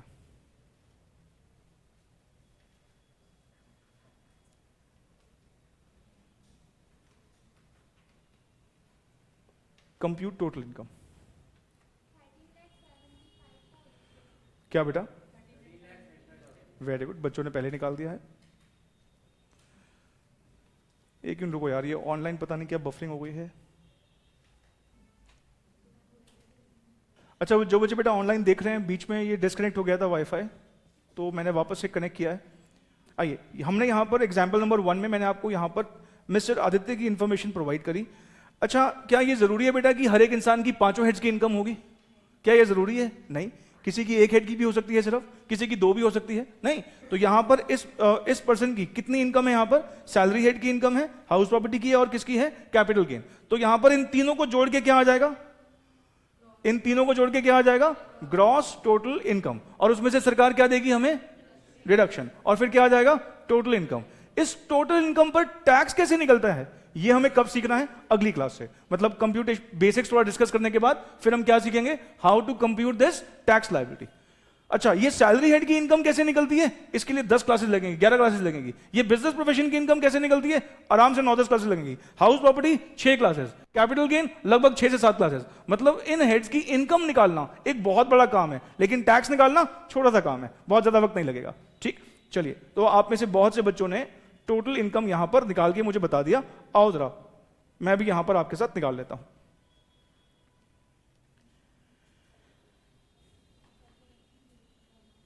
Computation of total income. Total income निकालने का तरीका क्या है? पांचों हेड्स की इनकम को जोड़ते हैं। यहां पर बेटा हमें इनकम दे रखी है, कहां कहां से? एक दे रखी है सैलरी हेड की इनकम दे रखी है, इनकम फ्रॉम सैलरी हेड। कितना दे रखा है बेटा? 9 लाख। दूसरी इनकम कहां से दे रखी है? Income from house property. इन दोनों को जोड़ेंगे, कितनी बेटा income from house property? 4 lakh की हमें हाउस प्रॉपर्टी की इनकम दे रखी है। अगली इनकम बेटा कौन सी दे रखी है हमें? Capital gains. कितने के कैपिटल गेन्स है हमें? 2 लाख रुपए के। इन सबको जोड़ेंगे तो बेटा क्या निकल के आता है? Gross total income.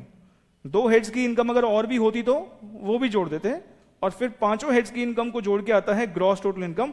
यहां पर बेटा कितना आ जाएगा? ये 15 लाख आ जाएगा। 9 और 4 13 और 2 15 लाख। ग्रॉस टोटल इनकम में से बेटा क्या माइनस करेंगे? डिडक्शंस माइनस करेंगे। अभी तो मैंने आपको डिडक्शन वैसे ही दे दी, पर आगे जाके हमें डिडक्शन जो है सीखना है, इसके लिए अलग से चैप्टर है। कितने के डिडक्शन है बेटा यहां पर? 1,25,000। ये माइनस करूंगा कि प्लस करूंगा? माइनस करेंगे।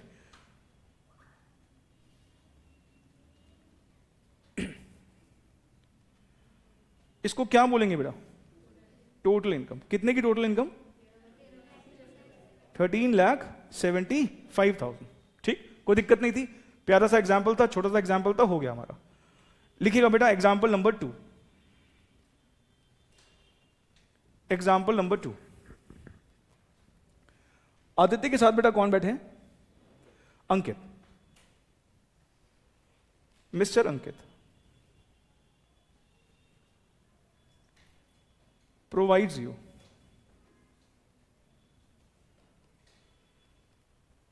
following details.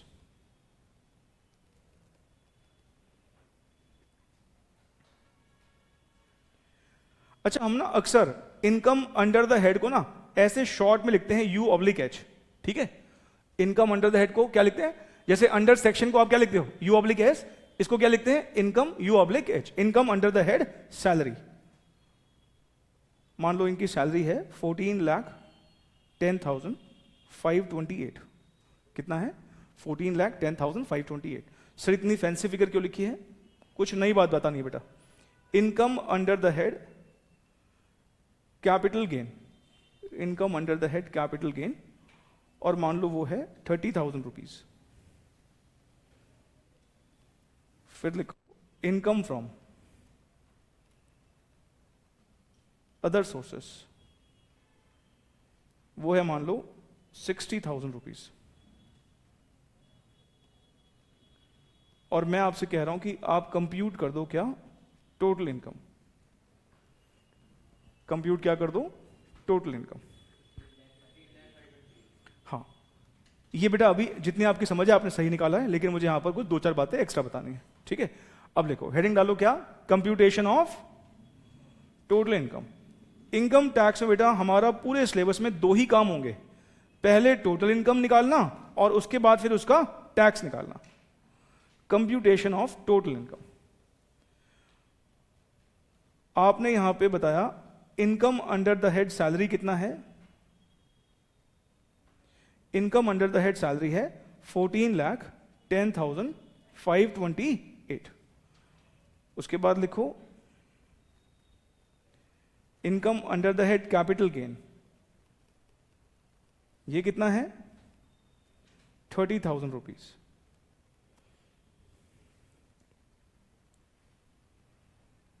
उसके बाद क्या है? इनकम फ्रॉम अदर सोर्सेस, ये कितना है? 60,000 रुपीज। टोटल कितना हो गया बेटा? 15,528। 15,528। इसको क्या नाम देते हैं? Gross total income. क्या नाम देते हैं? Gross total income. इसमें से क्या माइनस करते हैं बेटा? डिडक्शंस माइनस करते हैं। क्या हमारे इस क्वेश्चन में कोई डिडक्शन दे रखी है क्या? नहीं दे रखी है, नील। इसको क्या बोलेंगे अब? Total income. कितने की टोटल इनकम? 15,528। 15,528। ठीक है जी, ये हमारी टोटल इनकम लिख दी हमने यहां पर। ठीक, अब ध्यान से प्लीज मेरी बात को सुनना। सरकार को फैंसी फिगर पसंद नहीं है। सरकार कह रही है फिगर बिल्कुल क्या होनी चाहिए? बढ़िया सी फिगर होनी चाहिए। और बढ़िया सी फिगर का मतलब सरकार कह रही है लास्ट में जीरो चाहिए अपने को। लास्ट में क्या चाहिए? जीरो। अभी क्या है लास्ट में? आखिरी फिगर कौन सी है अभी? 8। 8 नहीं चाहिए सरकार को। आखिरी फिगर कौन सी चाहिए? जीरो चाहिए। जीरो कैसे आएगा? जब मैं इस फिगर को राउंड ऑफ करूंगा। और राउंड ऑफ कैसे करूंगा? इन दी मल्टीपल्स ऑफ 10। कैसे राउंड ऑफ करूंगा? इन दी मल्टीपल्स ऑफ 10। इसका मतलब अगर हमारी टोटल इनकम एक फैंसी फिगर आ रही है तो सरकार कह रही है टैक्स निकालने से पहले उसको क्या कर लेना? राउंड ऑफ कर लेना। और राउंड ऑफ कैसे करना? 10 के मल्टीपल्स में। अब 10 के मल्टीपल्स पे राउंड ऑफ करने का क्या रूल है, अभी मैं इस पे नोट लिखवाऊंगा आपको, लेकिन वैसे सुन लो। हमें आखिरी फिगर पर फोकस करना है। किस पर फोकस करना है? आखिरी फिगर पर फोकस करना है। आखिरी फिगर अगर 5 या उससे ज्यादा है, 5 या उससे ज्यादा है, तो हमें अपर साइड पे राउंड ऑफ करना होता है। यहां पर 8 है, 8 बेटा 5 से ज्यादा होता है। इसका मतलब मुझे राउंड ऑफ कैसे करना है? अपर साइड पे। तो 528 के ऊपर जीरो कब आएगा? 530 पर। इसका मतलब ये कि मैं इसको राउंड ऑफ करूंगा और राउंड ऑफ करके क्या लिखूंगा? मैं इसको राउंड ऑफ करके लिखूंगा 15,530। क्या लिखूंगा?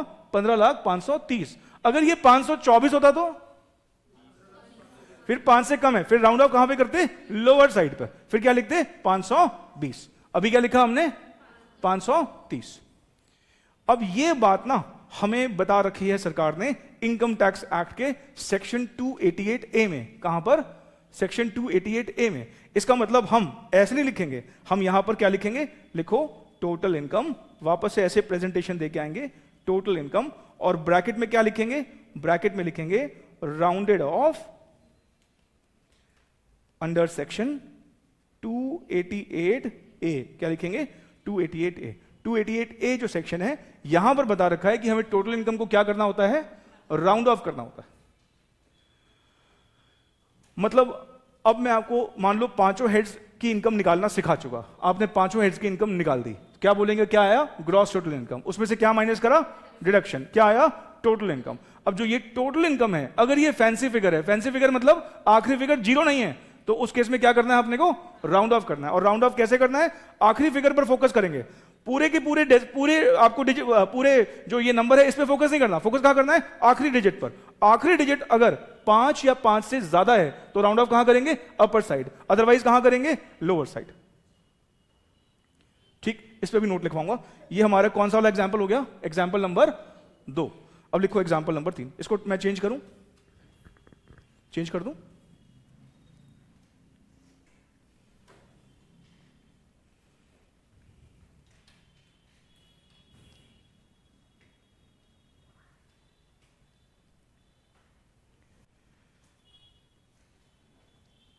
दो कॉलम बनाना बेटा। पहला कॉलम बनाना यहां पर टोटल इनकम का, और यहां पे एक कॉलम बनाना टोटल इनकम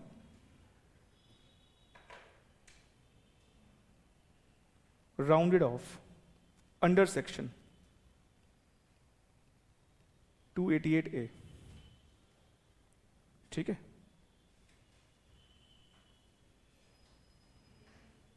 लिखो फर्स्ट। मान लो मैं आपको एक फिगर देता हूं 12,42,461। बताओ बेटा 288A में कैसे राउंड ऑफ करोगे? क्या लिखूं? 12,42,000 कितना? 460 की 670? 60। Very good. सेकेंड, 12,42,469 क्या करोगे बेटा? 12,42,470। एक बच्चे ने पूछा कि सर क्या ये क्लासेस ऐप पर अपलोड होंगी? हाँ बेटा, क्लास पर ऐप पर अपलोड होंगी। देखो बेटा, जिस दिन भी लाइव क्लास होती है, लाइव क्लास जिस दिन होगी या तो उस दिन रात तक या अगले दिन मॉर्निंग तक क्लास ऐप पर अपलोड हो जाएगी। तो आज वाली क्लास कल सुबह तक ऐप पर अपलोड हो जाएगी, ठीक। और जो जिन बच्चों ने भी नया ज्वाइन किया है, ऐप का एक्सेस आपको जल्दी मिल जाएगा। और ये जो क्लास है ये कल सुबह तक या आज रात तक बेटा अपलोड हो जाएगी। आज की क्लास अभी पीछे डिस्कनेक्ट हो गई थी, जो ऑनलाइन वाले बच्चे हैं तो उनको थोड़ी दिक्कत हुई होगी। तो आज जब ये क्लास खत्म होगी ना, तो शाम को इस क्लास को, मतलब जो प्रॉपर यहाँ से रिकॉर्डेड क्लास है, वो शाम तक अपलोड करवा देंगे। मतलब दोनों को मर्ज करके अपलोड करवा देंगे। जो हमारी ऐप है, आपको तो बताइए बेटा। हाँ, एक्सेस मिलेगा ना आपको, उसमें टैक्स का एक्सेस मिलेगा ना, ठीक है। उसी ऐप पे आ जाएगा, ठीक है। तो आज बेटा जो ये ना, जो ऑनलाइन देख रहे हैं, क्योंकि ये सेकंड पार्ट मुझे अभी फिर से लिंक क्रिएट करना पड़ा, तो फर्स्ट और सेकंड पार्ट दोनों को कंबाइन करके आज की क्लास के बाद शाम तक बेटा अपलोड हो जाएगी। प्रवीण बेटा, मुझे क्लास के बाद कॉल कर लेना, मैं नंबर यहां लिख दूंगा अगर आपके पास नंबर नहीं है। अगर आपको बात करनी है तो क्लास के बाद कॉल कर लेना बेटा। चलो सामने देखो बेटा सारे, 12,42,465। बताओ भी क्या करें? राउंड ऑफ करो जी। 12,42,470। Very good. चौथा नंबर। सर समझ गए हम। अभी रुको बेटा, देखते हैं कितना समझे आप। क्या करें? 460। सर समझ गए हम, रुको तो सही। अब बताओ।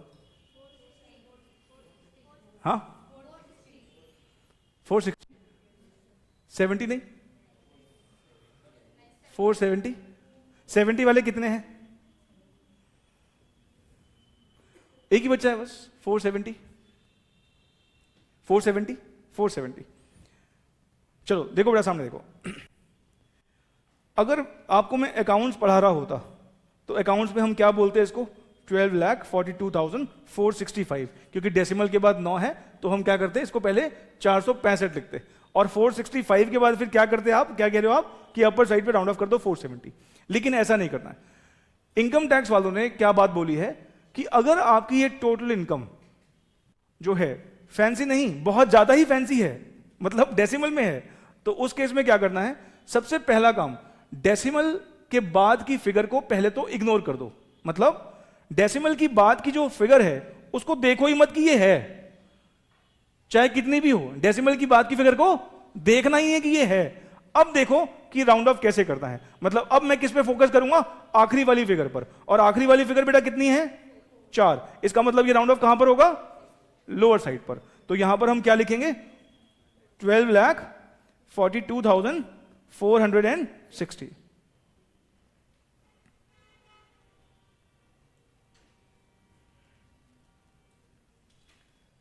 12,42,460। ठीक है। बस ये आखिरी वाले पॉइंट में आपको दिक्कत आ सकती थी जो मैंने आपको बताया। तो हमें देखो ये सब चीजें ना, अभी जब मैं आपको टैक्स लायबिलिटी कंप्यूट करना सिखाऊंगा, ये बार बार प्रैक्टिस होंगी चीजें। अभी बस शुरुआत हमने करी है तो ये बार बार प्रैक्टिस होगा। बस आपको अब क्या ध्यान रखना है, अगर हमारी टोटल इनकम डेसिमल में आती है तो डेसिमल के बाद की फिगर्स को क्या करना है? इग्नोर। और उसको हटा के सोचना है, अच्छा ये नहीं है, अब सोचो कि क्या करना है। अब सोचेंगे तो अच्छा, लास्ट की फिगर 5 से कम है तो कहां राउंड ऑफ करेंगे? लोअर साइड पर। कहां राउंड ऑफ करेंगे? लोअर साइड पर। ठीक है। चलो अब इस पे बेटा नोट लिखो आप इसके नीचे। ये हमारा एग्जांपल नंबर 3 हो गया। इसके नीचे अब एक नोट लिखो।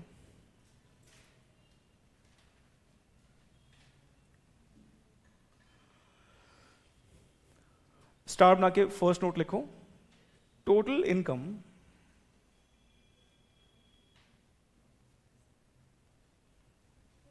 shall be rounded off। कौन से सेक्शन में राउंड ऑफ करते हैं? 288 है में। फिर लिखो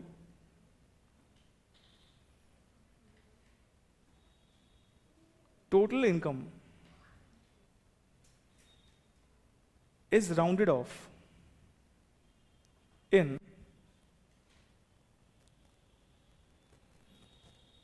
मल्टीपल्स ऑफ ₹10। इसका क्या मतलब है, इसके ब्रैकेट में लिखो if last digit is 5 or more, comma, it will be rounded off,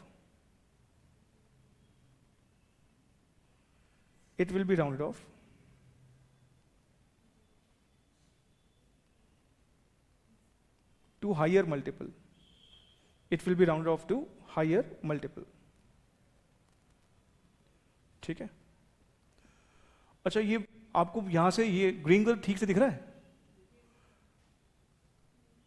या मैं कोई और कलर यूज करूं? इधर थोड़ा लाइट है शायद। ओके अभी चलो ठीक है।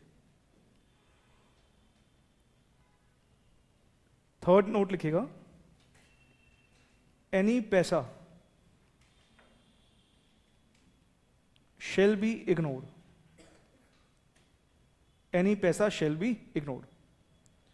इसके लिए बेटा हमने अभी अभी ऊपर एक एग्जाम्पल लिया, रेफर एग्जाम्पल नंबर 3 और उसका 5th पॉइंट था, 5th ही था ना, एग्जाम्पल 3 5th। वहां पर हमने पैसे को इग्नोर करते हुए भी देखा, ठीक है ना। चलिए, ये हमारा 3 एग्जाम्पल मैंने आपको लिखवाए हैं और अब मैं आपको वापस से लेके आ रहा हूं। और वापस से कहां लेके आ रहा हूं? कहां पे थे बेटा हम? हाँ जी, अपने कोर्स कंटेंट के पेज पे थे। या एक एग्जाम्पल करा दूं क्या डेसिमल वाला? एक एग्जाम्पल और करा दूं क्या? चलो एक एग्जाम्पल फिर आप कर ही लो, उसके बाद चलते हैं फिर कोर्स कंटेंट वाले पेज पे। लिखो एग्जाम्पल नंबर 4, छोटा सा एग्जाम्पल लिख लो। ये तो नोट कर लिया सबने बेटा? हाँ लिखो लिखो। जब तक मैं यहां पर एग्जाम्पल नंबर 4 लिखता हूं। एक लिखो जी, income under the head house property.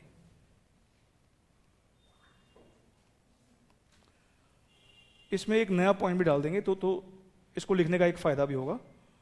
4,50,628.41 income under the head salary 4,10,631। Compute total income, compute total income.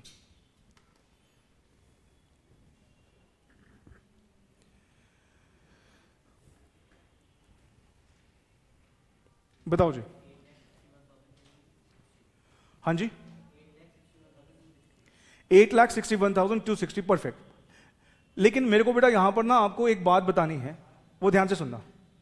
हम राउंड ऑफ जब करते हैं तो ध्यान रखिए बेटा, हमेशा टोटल इनकम को राउंड ऑफ करते हैं। किसको? Total income. अलग अलग हेड की इनकम को राउंड ऑफ मत करना।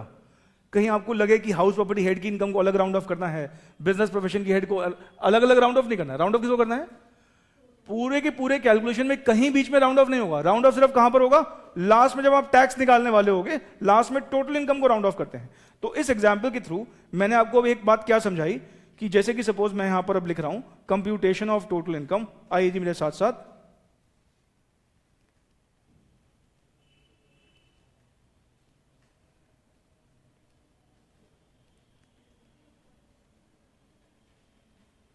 Computation of total income. सबसे पहले बेटा कौन सा है? Income under the head house property.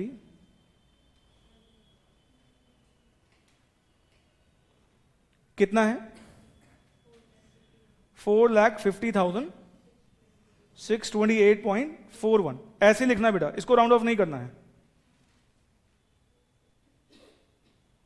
Income under the head कौन सी है? सैलरी कितनी है बेटा? 4,10,631, 4,10,631। इन दोनों को जोड़ेंगे और ये हमारी आ जाएगी ग्रॉस टोटल इनकम। कितना आएगा बेटा दोनों को जोड़ के? 8,61,259.41। इसमें से क्या माइनस करते हैं? डिडक्शंस। क्या कोई डिडक्शन दे रखी है? नहीं दे रखी। ये हमारा क्या आ जाएगा? Total income. टोटल इनकम बेटा कितनी?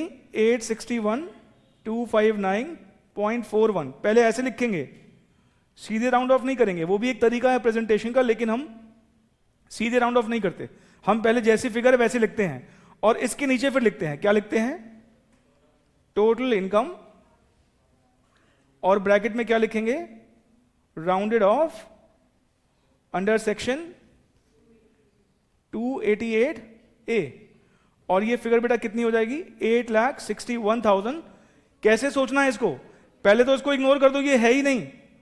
अगर ये है ही नहीं तो अब देखो आखिरी फिगर क्या है? 9, जो कि 5 से ज्यादा है। तो यहां पर इसको राउंड ऑफ कैसे करेंगे? 260। ठीक है, तो बच्चे ने सही बताया था, 8,61,260 इज द करेक्ट आंसर।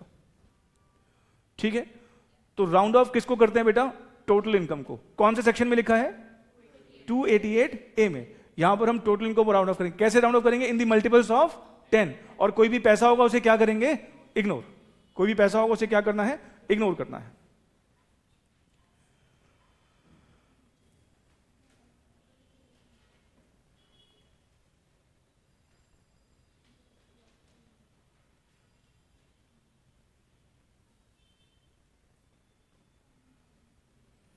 ठीक है, आगे बढ़े। चलिए नेक्स्ट बेटा आप लिखिएगा, हमारा जो टॉपिक यहां पर हम करेंगे। अब वापस से मैं आपको ले जा रहा हूं कोर्स कंटेंट वाले पेज पर। तो चलिए वापस से कोर्स कंटेंट के पेज पर।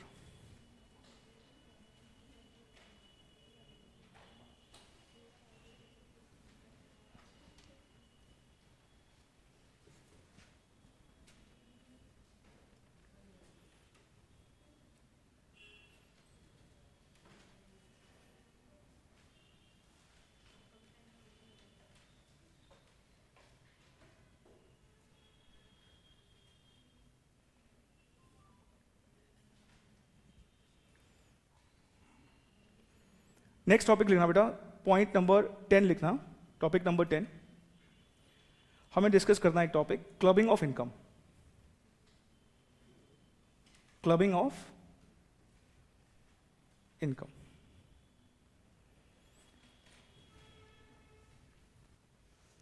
आज हम अपना सिलेबस डिस्कस कर रहे हैं बस, और थोड़ा बहुत बेसिक टर्म्स डिस्कस कर रहे हैं, ठीक है ना।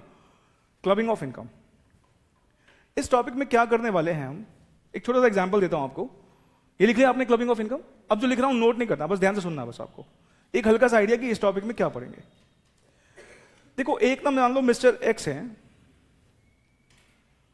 और मिस्टर एक्स ना मान लो इनके पास दो प्रॉपर्टी हैं, हाउस प्रॉपर्टी 1 और हाउस प्रॉपर्टी 2। ठीक, हाउस प्रॉपर्टी से इनको रेंटल इनकम आती है। क्या आती है? Rental income. कौन से हेड में टैक्स होगी बेटा? रेंटल इनकम कौन से हेड में टैक्स होगी? हाउस प्रॉपर्टी हेड में टैक्स होगी। ठीक, इनकी रेंटल इनकम आती है, और जब हमने उस रेंटल इनकम की मदद से इनकी income under the head house property निकाली, दोनों घरों की मिला के मान लो 20 लाख रुपए की इनकम आई। कितने की इनकम आई? 20 लाख की इनकम आई। अभी मैंने आपको टैक्स निकालना नहीं सिखाया, लेकिन जब मैं टैक्स निकालना सिखाऊंगा तो मान लो लगभग इसका टैक्स बनेगा 20 लाख पर 4,12,500 रुपए का। कितने का टैक्स बन जाएगा? 20 लाख की इनकम पर कितना टैक्स बन जाएगा? 4,12,500। ठीक है, फिर मिस्टर एक्स का एक फ्रेंड था, सीए था। मिस्टर एक्स को सलाह दी, यार तू अपनी पूरी इनकम अपने ही खाते में क्यों लेता है? तू ऐसा कर, अपना एक घर अपने वाइफ को गिफ्ट कर दे। और हम पढ़ेंगे कि ऐसे कुछ गिफ्ट करते वक्त अगर रिलेटिव को गिफ्ट करते हैं, कोई ज्यादा कोई टैक्सेबिलिटी वगैरह वहां नहीं आती है। तो मिस्टर एक्स ने क्या किया, एक घर अपनी वाइफ को गिफ्ट कर दिया। और किसको गिफ्ट कर दिया? मिसेस एक्स को। अब मुझे एक बात बताओ बेटा, कागजों में अब ओनर कौन होगा दूसरे वाले घर का? गिफ्ट कर दिया, कागजों में दूसरे वाले घर का ओनर कौन? Mrs x. इसका मतलब ये कि अभी तक क्या था, दोनों घर किसके पास थे, मिस्टर एक्स के पास। जो भी रेंटल इनकम आती थी वो किसकी होती थी, मिस्टर एक्स की। और कितनी आ रही थी टोटल इनकम, कितनी होती, 20 लाख। 20 लाख पे कितना टैक्स बना, 4,12,500 का टैक्स बना। अब जैसे ही ये ट्रांसफर कर दिया, एक घर ट्रांसफर कर दिया, तो पता है अब क्या होने लगा, अब दो घर अलग अलग लोगों के पास है। मिस्टर एक्स के पास अलग घर है, मिसेस एक्स के पास अलग घर है, और अब 10 लाख रुपए की इनकम इनके खाते में आती है, 10 लाख रुपए की इनकम इनके खाते में आती है। अब जब ऐसा होने लगा तो दोनों को ना हम देखेंगे आगे जाके स्लैब का एक बेनिफिट मिलता है। स्लैब का बेनिफिट मिलने का मतलब ये, अब इनका इंडिविजुअल टैक्स बनेगा 1,12,500 और इनका इंडिविजुअल टैक्स बनेगा 1,12,500। तो मुझे बताओ कि दोनों का कंबाइंड टैक्स बेटा कितना हो जाएगा, 2,25,000। इसका मतलब जब ये 20 लाख की इनकम मिस्टर एक्स अपने खाते में लेते थे तो कितनी इनकम आती थी, कितना टैक्स बनता था, 4,12,500 का। जब इन्होंने अपनी आधी इनकम डाइवर्ट कर दी, क्या कर दी, डाइवर्ट कर दी। किसको डाइवर्ट कर दी, वाइफ को डाइवर्ट कर दी। तो दोनों का अलग अलग टैक्स कितना आने लगा, 1,12,500, 1,12,500, दोनों का मिला के टैक्स कितना हुआ, 2,25। क्या मिस्टर एक्स ने यहां पर कुछ टैक्स सेव कर लिया या कहें कुछ टैक्स चोरी कर लिया, हां कि ना किया। कितना टैक्स बचाया जरा बताना सर, 4,12,500 टैक्स देते थे पहले, अब दोनों को मिला के कितना टैक्स बनता है घर का, 2,25। कितना टैक्स बचा लिया, 1,87,500 का टैक्स बचाया। क्या ये एक साल करेगा ऐसा कि हर साल करेगा, अब हर साल करेगा। ये इंसान मान लो 30 साल तक जीवित रहा आगे, तो सरकार को, भारत सरकार को कितना चूना लगा देगा, 1,87,500 मल्टीप्लाइड बाय 30 साल, कितना बेटा, 56,25,000। और हमारे देश में ऐसे 2-4 करोड़ भी लोग हुए तो सोचो भारत सरकार को कितना नुकसान होगा। ये इनकम थी किसकी, मिस्टर एक्स की, लेकिन टैक्स बचाने के लिए इनकम को क्या कर दिया, डाइवर्ट कर दिया। इसका मतलब जब क्या होता है, जब किसी के पास इनकम आती है और वो हायर स्लैब पे पहुंच जाता है, मतलब जब टैक्स उसका हायर स्लैब पे लगता है, तो फिर वो अपने घर के मेंबर्स को यूज करता है। कुछ इनकम अपने वाइफ के खाते में, कुछ इनकम अपने माइनर बच्चे के खाते में। मतलब ये कि वो क्या करता है, इनकम को डाइवर्ट करता है। क्या भारत सरकार इसे अग्री कर लेगी या इसको प्लग करने के लिए कुछ प्रोविजन लेके आएगी, लेके आएगी बिल्कुल। और उसी प्रोविजन को क्या बोलते हैं, क्लबिंग ऑफ इनकम। क्या बोलते हैं, क्लबिंग ऑफ इनकम। भारत सरकार यहां पे बोलेगी, तुमने जो ये यहां पे जो घर ट्रांसफर किया ना, अपनी वाइफ को गिफ्ट किया है, तुम करो, कोई दिक्कत नहीं है, कागजों में तुम्हारी वाइफ ही ओनर है, हमें कोई प्रॉब्लम नहीं है। लेकिन जब इसकी इनकम आएगी, हम ये इनकम मिसेस एक्स की नहीं मानेंगे, हम ये इनकम किसकी मानेंगे, मिस्टर एक्स की। इसका मतलब मिस्टर एक्स की खुद की इनकम कितनी दिख रही है, 10 लाख, लेकिन वो जो वाइफ की इनकम है वो इसके हाथों में क्या हो जाएगी, क्लब हो जाएगी। और ऐसे को प्रोविजन को हम बोलेंगे क्या, क्लबिंग ऑफ इनकम। तो क्लबिंग ऑफ इनकम कब कब होती है, ये हम कौन से हेड में पढ़ेंगे, कौन से चैप्टर में पढ़ेंगे, क्लबिंग ऑफ इनकम के। मतलब ये भले ही मिस्टर एक्स ने प्रॉपर्टी ट्रांसफर कर दी, अब रेंट किसके अकाउंट में आ रहा है, मिसेस एक्स के, लेकिन सरकार मिसेस एक्स की इनकम मानेगी नहीं, सरकार इसको इनकम किसकी मानेगी, मिस्टर एक्स। मतलब जो मिसेस एक्स की इनकम है ये किसके हाथ में क्लब कर देंगे, मिस्टर एक्स। ये ना मैं आपको हर एक चैप्टर का एक हल्का हल्का आइडिया दे रहा हूं, इन चैप्टर्स को हमें क्या करना है, डिटेल में पढ़ना है। तो क्लबिंग ऑफ इनकम कब कब होती है, किस किस इनकम पर होती है, कैसे कैसे होती है, कहां कहां नहीं होती है, ये सारी बातें हमें कहां पढ़नी है, क्लबिंग ऑफ इनकम नाम के टॉपिक में। तो हमारा अगला टॉपिक बेटा यहां पर कौन सा होगा, क्लबिंग ऑफ इनकम। लिखो जी, नेक्स्ट टॉपिक लिखो, हमारा नेक्स्ट टॉपिक नंबर 11,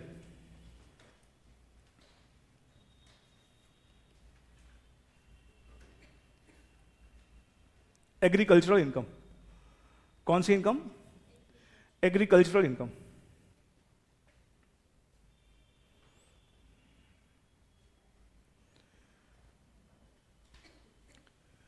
बेटा वैसे भारत सरकार एग्रीकल्चर इनकम पे कोई टैक्स नहीं लेती है, और या फिर ये कहें सेंट्रल गवर्नमेंट के पास पावर ही नहीं है एग्रीकल्चर इनकम पे क्या लेने की, इनकम टैक्स लेने की। एग्रीकल्चर इनकम पे अगर कोई टैक्स ले सकता है तो वो कौन लेता है, स्टेट गवर्नमेंट।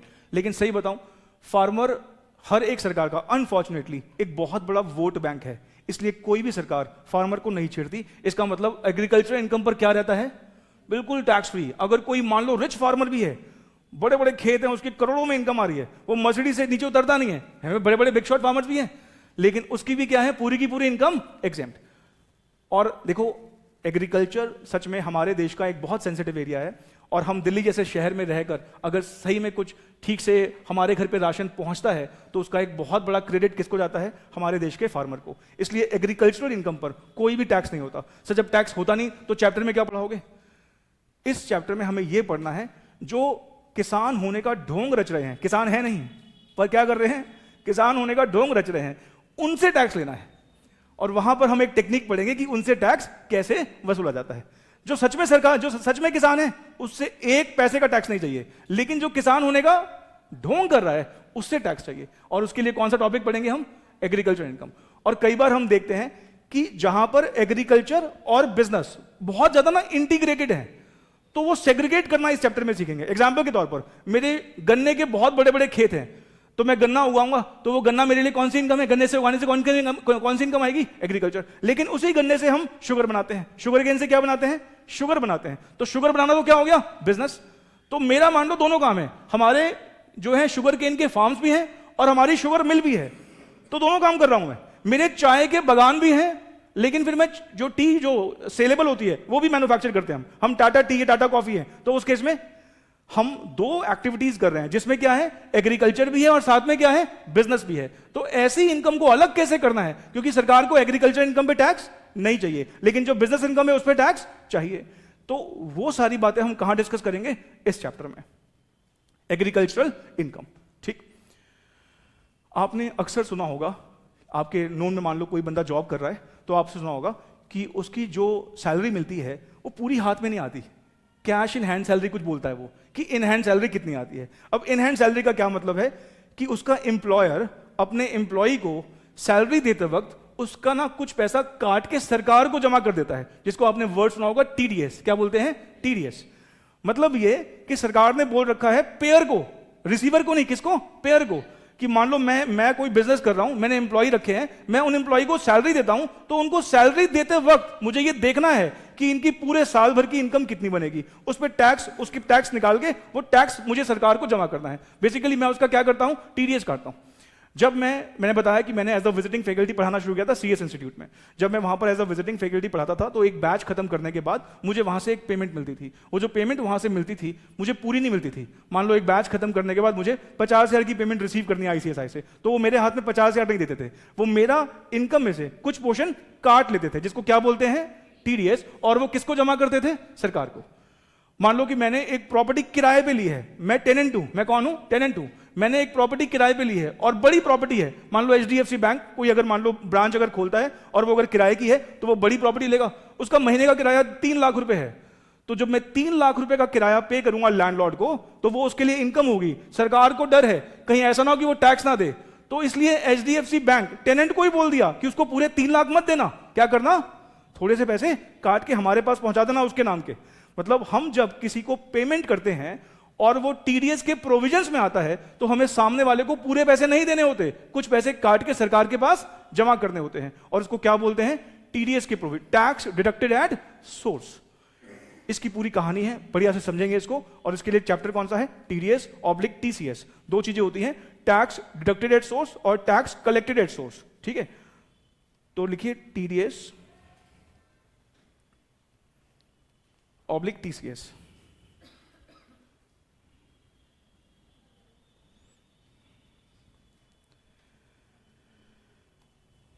फिर एक टॉपिक लिखिएगा एडवांस टैक्स।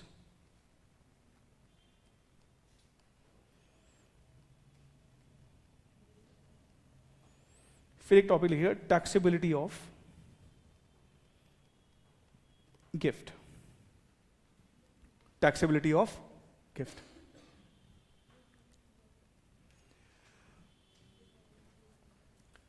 देखो मैं फिर से बोल रहा हूं, मैं सिर्फ हर एक टॉपिक को हल्का सा एक आइडिया दे रहा हूं, टॉपिक हम डिटेल में बाद में डिस्कस करेंगे। ठीक है, अब यहां पे अगला टॉपिक कौन सा दिख रहा है बेटा आपको? Advance tax. कौन सा दिख रहा है? Advance tax. एडवांस टैक्स का बेसिकली मतलब क्या है? सरकार कह रही है भी देखो तुम पूरे साल भर इनकम कमाओगे, हम ना पूरे साल भर वेट नहीं कर सकते, तुम कमाते जाओ हमारे पास पहुंचाते जाओ। क्या करते जाओ? कमाते जाओ। जैसे मान लो कि सपोज मेरा एक बिजनेस है, ठीक है, पूरे साल भर में मान लो मैं 20 लाख रुपए लगता है कि मैं प्रॉफिट कमा लूंगा। कितना प्रॉफिट कमा लूंगा? 20 लाख। लेकिन मैं मान लो अभी 3 महीने बीते हैं, 4 महीने बीते हैं, मैंने सिर्फ अभी 4 लाख ही कमाया है। कितना कमाया? अभी 4 लाख कमाया, लेकिन पूरे साल में कितना कमाऊंगा? 20 लाख। तो सरकार कह रही है कि पूरे साल भर की आप अपनी टैक्स लायबिलिटी पहले एस्टिमेटेड बेसिस पे कंप्यूट कर लो और हमारे पास क्या करते जाओ, थोड़ा थोड़ा करके पहुंचाते जाओ। भाई जैसे तुम कमाई कर रहे हो, तुम्हारा अगर साल खत्म होने का वेट किया, बाद में तुम्हारा मन बदल गया तो हो सकता है कि तुम कहीं टैक्स की चोरी वोरी के करने के दिमाग में कोई प्रोविजन साथ साथ हमारे पास जमा करते जाओ। और भाई सरकार कह रही है हमें भी तो देश चलाना है, तुम साथ साथ कमाते हो, क्या आपने घर चलाने के लिए पैसे नहीं निकालते उसमें से? इसलिए सरकार कह रही है हमें भी तो अपना घर चलाना है, देश चलाना है, तो आप जैसे जैसे कमाते जाओ हमारे पास क्या करते जाओ, पहुंचाते जाओ। हमें अपना पूरे साल का टैक्स सरकार को 4 किस्तों में पहुंचाना होता है। कितने किस्तों में? 4 किस्तों में। मतलब सरकार को रफली कहो तो एवरी क्वार्टर मुझे सरकार को क्या देना है, टैक्स का कुछ अमाउंट देना है। अच्छा सरकार, अगर मान लो सर ज्यादा चला गया तो कोई बात नहीं, सरकार रिफंड कर देगी। कम चला गया तो कोई बात नहीं, फिर लास्ट में दे देना थोड़ा सा जितना कम रह गया। और मान लो सर मैं नहीं दूं तो, मान लो मैंने एडवांस टैक्स नहीं दिया, मेरा पूरे साल भर का टैक्स मतलब मान लो बनता है 5 लाख रुपए का, मैंने एक पेमेंट नहीं करी एडवांस टैक्स की, तो सरकार कह रही कोई दिक्कत नहीं है, साल जब खत्म हो जाएगा ना तो एक साथ दे देना, लेकिन साथ में लेंगे ब्याज। क्या लेंगे? इंटरेस्ट लेंगे। उसके लिए प्रॉपर हम एडवांस टैक्स के चैप्टर में पढ़ेंगे कि कितना इंटरेस्ट देना पड़ता है। सेक्शन 234C, 234B, 234A ये सब है जिसमें हम क्या कंप्यूट करना सीखते हैं, इंटरेस्ट। मतलब आप कमाई करते जा रहे हो, ऐसा नहीं कि साल भर वेट करना है, कमाई करते जा रहे हो, क्या करते जाओ, सरकार के पास टैक्स पहुंचाते जाओ। और वो बेसिकली जो टैक्स पहुंचाना होता है हमें, उसको क्या बोलते हैं, एडवांस टैक्स। ऑफकोर्स जब चैप्टर पढ़ेंगे तो वहां पर डिटेल में देखेंगे, ठीक है। अब जरा आप सोचो, अभी मान लो जो है साल अभी शुरू होने वाला है, या जो अभी एक साल खत्म होने वाला है, हमारे इनकम टैक्स में अगली क्लास में बात करेंगे। हम फाइनेंशियल ईयर फॉलो करते हैं। कौन सा ईयर फॉलो करते हैं, इसके बारे में डिटेल में बात करेंगे अगली क्लास में। फाइनेंशियल ईयर कब शुरू होता है, फाइनेंशियल ईयर कब शुरू होता है, कब, 1/4 को, और खत्म कब होता है, 31 मार्च। 2 तरह के साल होते हैं, एक कैलेंडर ईयर और दूसरा कौन सा, फाइनेंशियल ईयर। कैलेंडर ईयर कौन सा होता है, जो 1 जनवरी को शुरू हो और 31 दिसंबर को खत्म हो। आपने कभी कैलेंडर देखा है, देखा होगा। कैलेंडर कब शुरू होता है बेटा, 1 जनवरी, और खत्म कब होता है, 31 दिसंबर। ये कौन सा वाला साल है, कैलेंडर ईयर। हमारे इनकम टैक्स में कैलेंडर ईयर फॉलो नहीं होता। इनकम टैक्स में कौन सा ईयर फॉलो करते हैं, फाइनेंशियल ईयर। इसका मतलब ये कि 1/4/2025 को जो साल शुरू होगा वो अभी 31 मार्च 26 को खत्म होने वाला होगा। तो ये पूरे साल भर मैं इनकम कमाऊंगा, ठीक, पूरे साल भर इनकम कमाऊंगा। इस पूरे साल भर जो मैंने इनकम कमाई, इस पे टैक्स निकालूंगा और सरकार को जमा कर दूंगा, ठीक। लेकिन पता है पूरे साल भर मेरे पास इनकम टैक्स डिपार्टमेंट से कोई भी नहीं आता। और सर कैसी कमाई चल रही है, मतलब इनकम टैक्स डिपार्टमेंट से कोई नहीं आता। पूरा का पूरा इनकम टैक्स सेल्फ असेसमेंट पर बेस्ड है। किस पर, सेल्फ असेसमेंट पर। सरकार मान के चलती है कि भारत का हर एक नागरिक बिल्कुल सच्चा सुच्चा है, सही सही सारी इनकम बताता है और सही सही क्या कर देता है, टैक्स जमा कर देता है। मतलब पूरे साल भर आपके घर में कोई भी नहीं आएगा कि कितनी इनकम निकाली, कोई पूछने नहीं आ रहा। तो कभी जब पकड़ में आते हैं ना तो फिर वो अलग लेवल से ट्रीट होते हैं, लेकिन वैसे पूरे साल भर में कोई नहीं आ रहा आपके पास। इसका मतलब ये हुआ कि सरकार एंड में ये हमसे पूछेगी तो सही ना कि सर जो आपने ये इनकम कमाई है एक बार बता तो दो। मान लो कि सपोज मैंने पूरे साल भर की इनकम निकाल दी 25 लाख रुपए, उसका टैक्स सरकार को जमा कर दिया। सरकार कह रही है जो आपने 25 लाख की इनकम बताई है, इस पे टैक्स जमा किया है, हमें बताओ तो सही कि कैसे निकाली है, कौन से हेड से कौन सी इनकम है जो 25 लाख रुपए है, इसमें से सैलरी हेड की इनकम कितनी है, बिजनेस की कितनी है, हाउस प्रॉपर्टी कितनी है, कैपिटल गेन कितनी है, अदर सोर्सेज कितनी है, हमें बताओ तो सही। और उस पर टैक्स कैसे निकाला बताओ तो सही। हो सकता है आपसे कुछ गलती हो गई हो, बड़े बड़े सीए इनकम टैक्स नहीं समझ पाते। तो अगर मान लो कोई डॉक्टर है, कोई इंजीनियर है, उसने अपनी आईटीआर फाइल करी है, भाई कैसे किया एक बार बताओ। इसका मतलब साल खत्म होने के बाद मुझे सरकार को ना एक रिटर्न फाइल करना पड़ता है कि मेरी इनकम बेसिकली कौन कौन से सोर्स से आई, कितना मैंने टैक्स निकाला, मैंने कहां कहां पर डिडक्शन ली। आगे जगह पढ़ेंगे हमें एग्जेम्पशन भी मिलती है, तो डिडक्शन मिलती है, एग्जेम्पशन मिलती है। क्या फर्क होता है, बेसिक वाले टॉपिक में ही देखेंगे। मतलब ये कि मुझे सरकार को ये पूरा ब्यौरा देना है कि मेरी इनकम कहां कहां से आई, उस पर टैक्स मैंने कैसे निकाला। ये साल में एक बार करना होता है। कब, साल खत्म होने के बाद। आपने अक्सर सुनी होगी कि आईटीआर फाइलिंग की डेट आ रही है। क्या आ रही है, आईटीआर फाइलिंग की डेट आ रही है। वो कब आती है, साल खत्म होने के बाद। जनरली वो 31 जुलाई होती है या 31 अक्टूबर होती है। कौन सी, 31 जुलाई या फिर 31 अक्टूबर। हम इंडिविजुअल्स की बात करें तो कौन सी लास्ट डेट होती है, 31 जुलाई।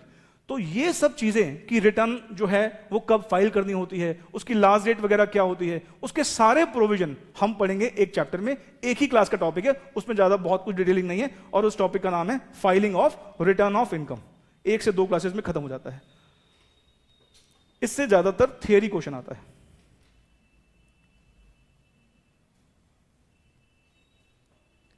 फाइलिंग ऑफ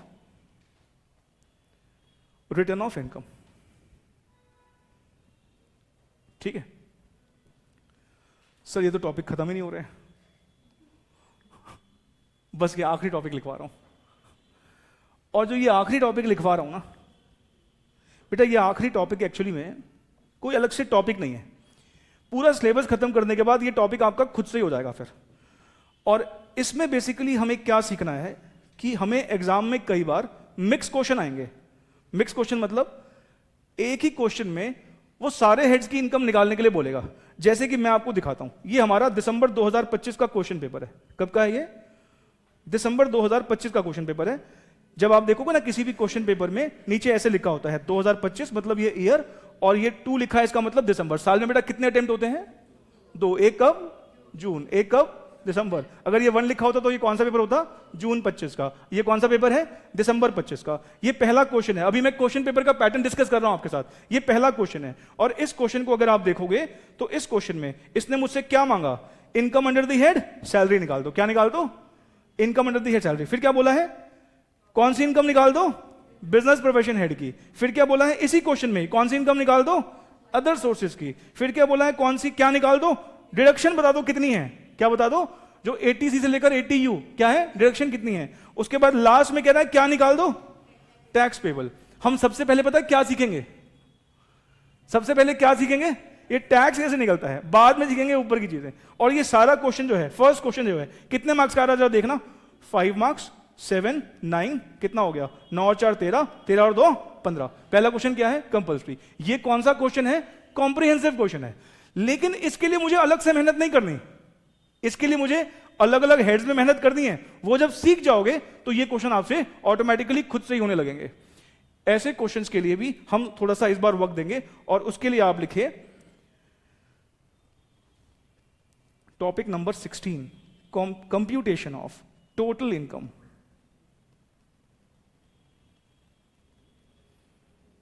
एंड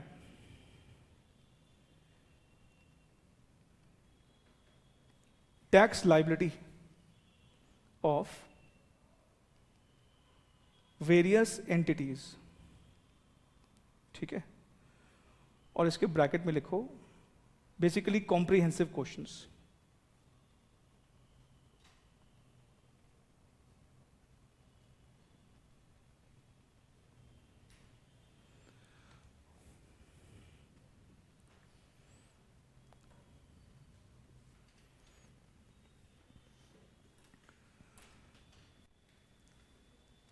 बेटा स्तुति, लास्ट 2 दिन से बेटा मैंने सबके रिप्लाई कर दिए हैं। हो सकता है बेटा आपका मैसेज शायद बहुत नीचे चला गया हो, तो बेटा एक बार मुझे फिर से मैसेज कर देना। आप डायरेक्टली कॉल ही करना, क्लास खत्म होने के बाद डायरेक्टली कॉल ही करना बेटा। मैं अभी रिप्लाई अभी बात कर लूंगा आपसे क्लास खत्म होने के ठीक बाद। बच्चा मुझे सब क्लास रेगुलर। हाँ बेटा, इस बार से हम क्लास जो है 5 डेज अ वीक कर रहे हैं अब से, क्योंकि हमें सिलेबस बिल्कुल टाइमली खत्म करना है। 5 डेज अ वीक हमारी क्लास रहेगी। 3 दिन वैसे होती थी 4-4 घंटे की, पर हो सकता है कि मैं क्लास जो है 2.5 से 3 घंटे की लूं। लेकिन क्लास हम कैसे कर देंगे? 5 days a week. 5 days a week कब से करेंगे?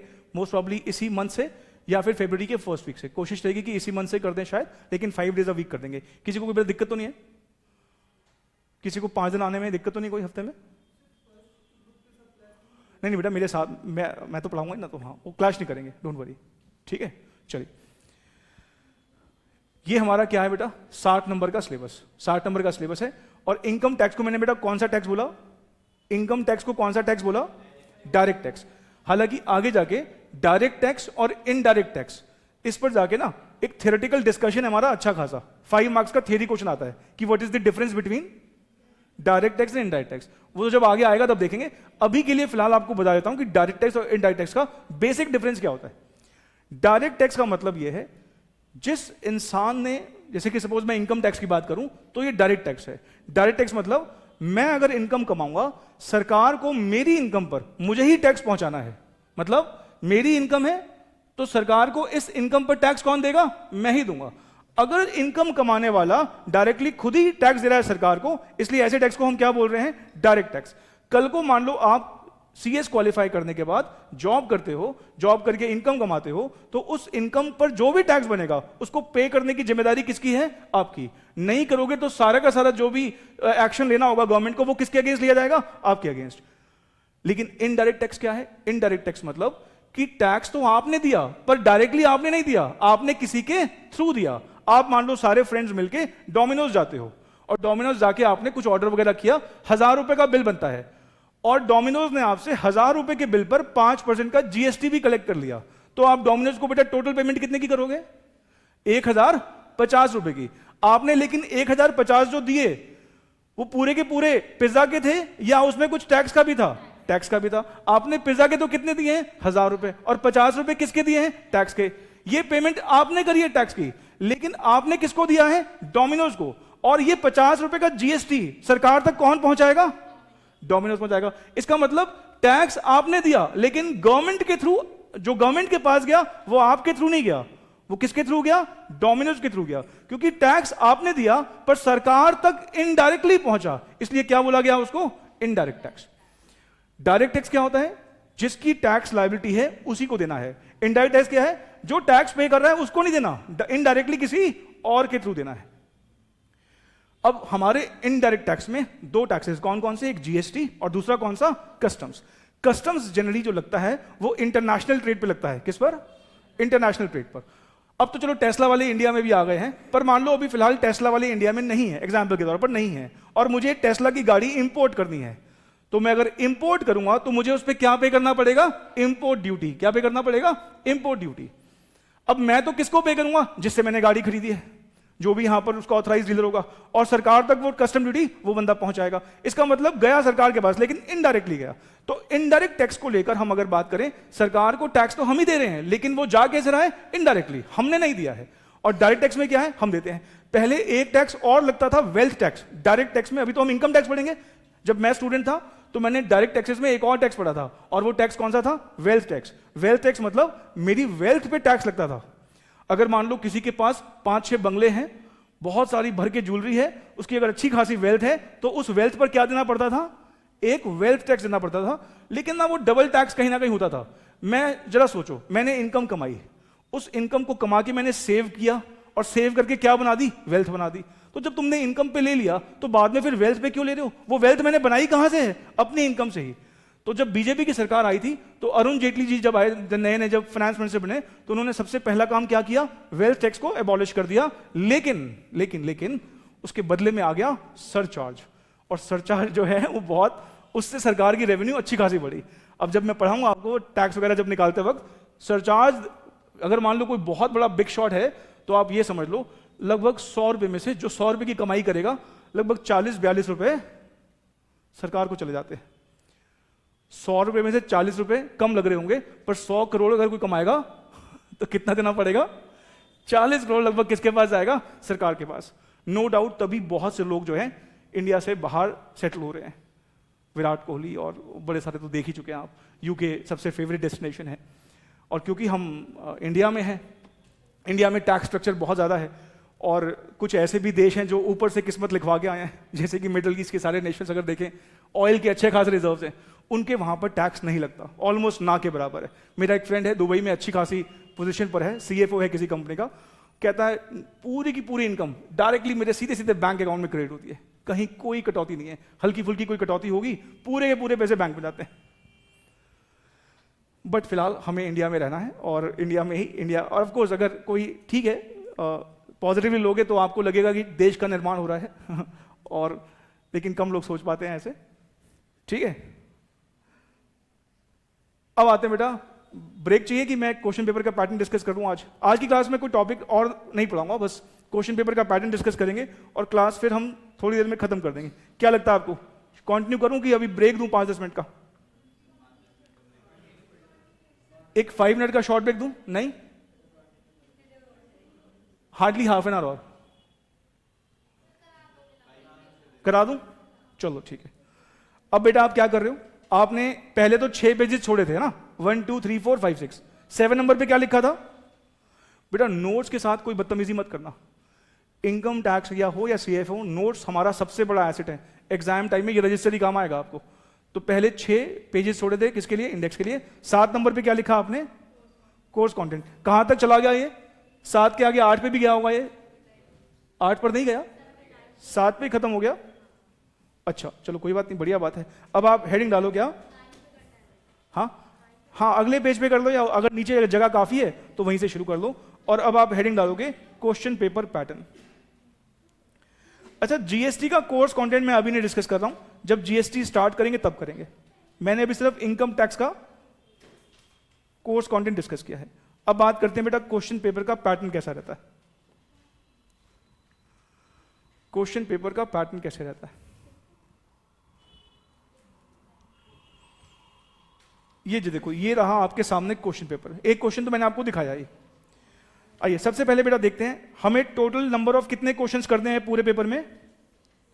6 क्वेश्चंस करते हैं। कितने क्वेश्चंस करते हैं? 6 क्वेश्चंस करते हैं। रादर 6 नहीं है बेटा, 6 तो कहने को है, हर एक क्वेश्चन के सब पार्ट्स होते हैं, लेकिन टोटल कितने क्वेश्चंस करने होते हैं? 6। चॉइस भी आती है, लेकिन फिलहाल यहां पे क्या लिखा है? Answer all questions.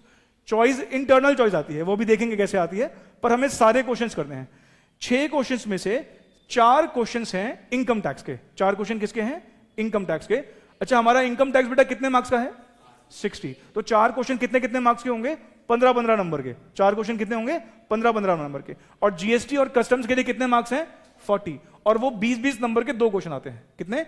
20-20 नंबर के 2 क्वेश्चन। हालांकि 20 नंबर कहने के हैं, डरने वाली बात नहीं है, बहुत बड़े बड़े, उसमें सब पार्ट्स होते हैं। तो वो हम अगर देखें तो बड़े सारे चैप्टर्स का कंबाइन करके वो जनरली एक क्वेश्चन पूछ लेता है, जो खासकर पहला वाला क्वेश्चन होता है। अब जैसे कि आपने देखा ही, इस पहले क्वेश्चन में कितने चैप्टर से बेटा पूछा? उसमें पहले क्वेश्चन में कितने चैप्टर से पूछा? पहले कहां से पूछा? सैलरी हेड से। फिर कहां से पूछा? बिजनेस प्रोफेशन हेड से। फिर कहां से पूछा? अदर सोर्सेज के हेड से। फिर कहां से पूछा? डिडक्शन के चैप्टर से। और फाइनली फिर कहां से क्या कंप्यूट करना है? टैक्स निकालना। देखा जाए तो ये सारी कवरेज कितने चैप्टर्स की है बेटा?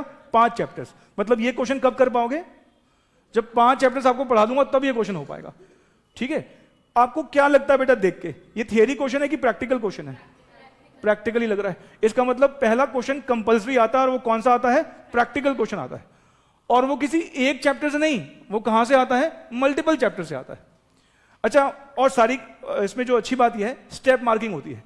फॉर एग्जाम्पल मान लो आप इसमें से अदर सोर्सेज का वाला टॉपिक ठीक से पढ़ के नहीं गए, या कोई भी एक है ठीक से नहीं पढ़ के गए, तो उस केस में अगर आपने वो क्वेश्चन नहीं भी अटेम्प्ट किया या गलत अटेम्प्ट कर दिया तो कोई दिक्कत नहीं है। जितने ठीक करोगे उसके अलग अलग मार्क्स हैं। तो ऐसा नहीं है कि ये पूरा ही ठीक होना जरूरी है। अगर मान लो आपने पार्ट ऑफ द क्वेश्चन ठीक किया है तो मार्क्स भी पार्ट मिल जाएंगे। मतलब प्रोपोर्शनेट स्टेप मार्किंग होगी, उसमें कोई दिक्कत नहीं। तो आइए जरा क्वेश्चन पेपर के पैटर्न में लिखिए बेटा क्वेश्चन नंबर 1। आगे लिखिएगा P. P means practical. P means practical. और कितने मार्क्स का बेटा? 15 मार्क्स। क्या ये क्वेश्चन कंपल्सरी है? हाँ जी सर, ये क्वेश्चन कंपल्सरी आता है। उसके बाद आते हैं क्वेश्चन नंबर 2। आइए देखिए क्वेश्चन नंबर 2 में क्या है। ये शुरू हुआ यहां से क्वेश्चन नंबर 2। क्वेश्चन नंबर 2 अगर आप देखोगे, देखो बेटा कौन से चैप्टर से आया है? You are required to compute कौन से हेड की income? Profits and gains from business profession. ठीक है, और कितने मार्क्स का है ये? 5 मार्क्स। कितने मार्क्स का है? 5 मार्क्स। ऐसे ही पॉइंट नंबर बी, ये सेकंड का बी पार्ट, ये बेटा देखो कौन से हेड की इनकम है? Compute the income from. मैं कह रहा हूं ना, 5 हेड से बेटा 25 से 45 नंबर तक का पेपर आता है। 5 हेड से कितना पेपर आता है? 25 से 45 नंबर तक का। ये भी कितने मार्क्स का है? 5 मार्क्स। उसके बाद पॉइंट नंबर सी, ये भी अगर आप देखोगे तो यहां पर उसने ग्रॉस टोटल इनकम पूछी है। What is gross total income? 5 heads की इनकम अगर हम देखें तो वो क्या होती है? ग्रॉस टोटल इनकम होती है। ठीक है, बाकी चलो जो भी है देखा जाएगा। इसमें ना लॉस वगैरह भी है। इसमें अगर लॉस है तो पता है ये लॉस मतलब हमारा एक टॉपिक कौन सा है? Set of and carry forward of losses. ये बेसिकली उस टॉपिक से है। कौन से टॉपिक से है ये? Set of and carry forward of losses. वहां पढ़ेंगे रूल कि कौन से लॉस कौन से हेड से सेट ऑफ कर सकते हैं या कैरी फॉरवर्ड कर सकते हैं। ये कितने मार्क्स का है? 5 मार्क्स। ठीक है, सेकंड नंबर क्वेश्चन के कितने पार्ट्स? 3 पार्ट। कितने कितने नंबर के? 5-5 नंबर। जरा मुझे बताओ, ये 2 का सी पार्ट जो है प्रैक्टिकल लग रहा है, थियरी लग रहा है?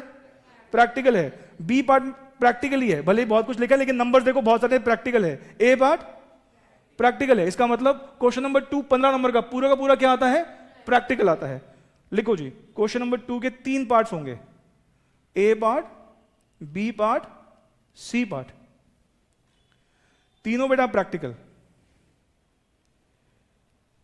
और कितने कितने मार्क्स के? 5 मार्क्स ईच।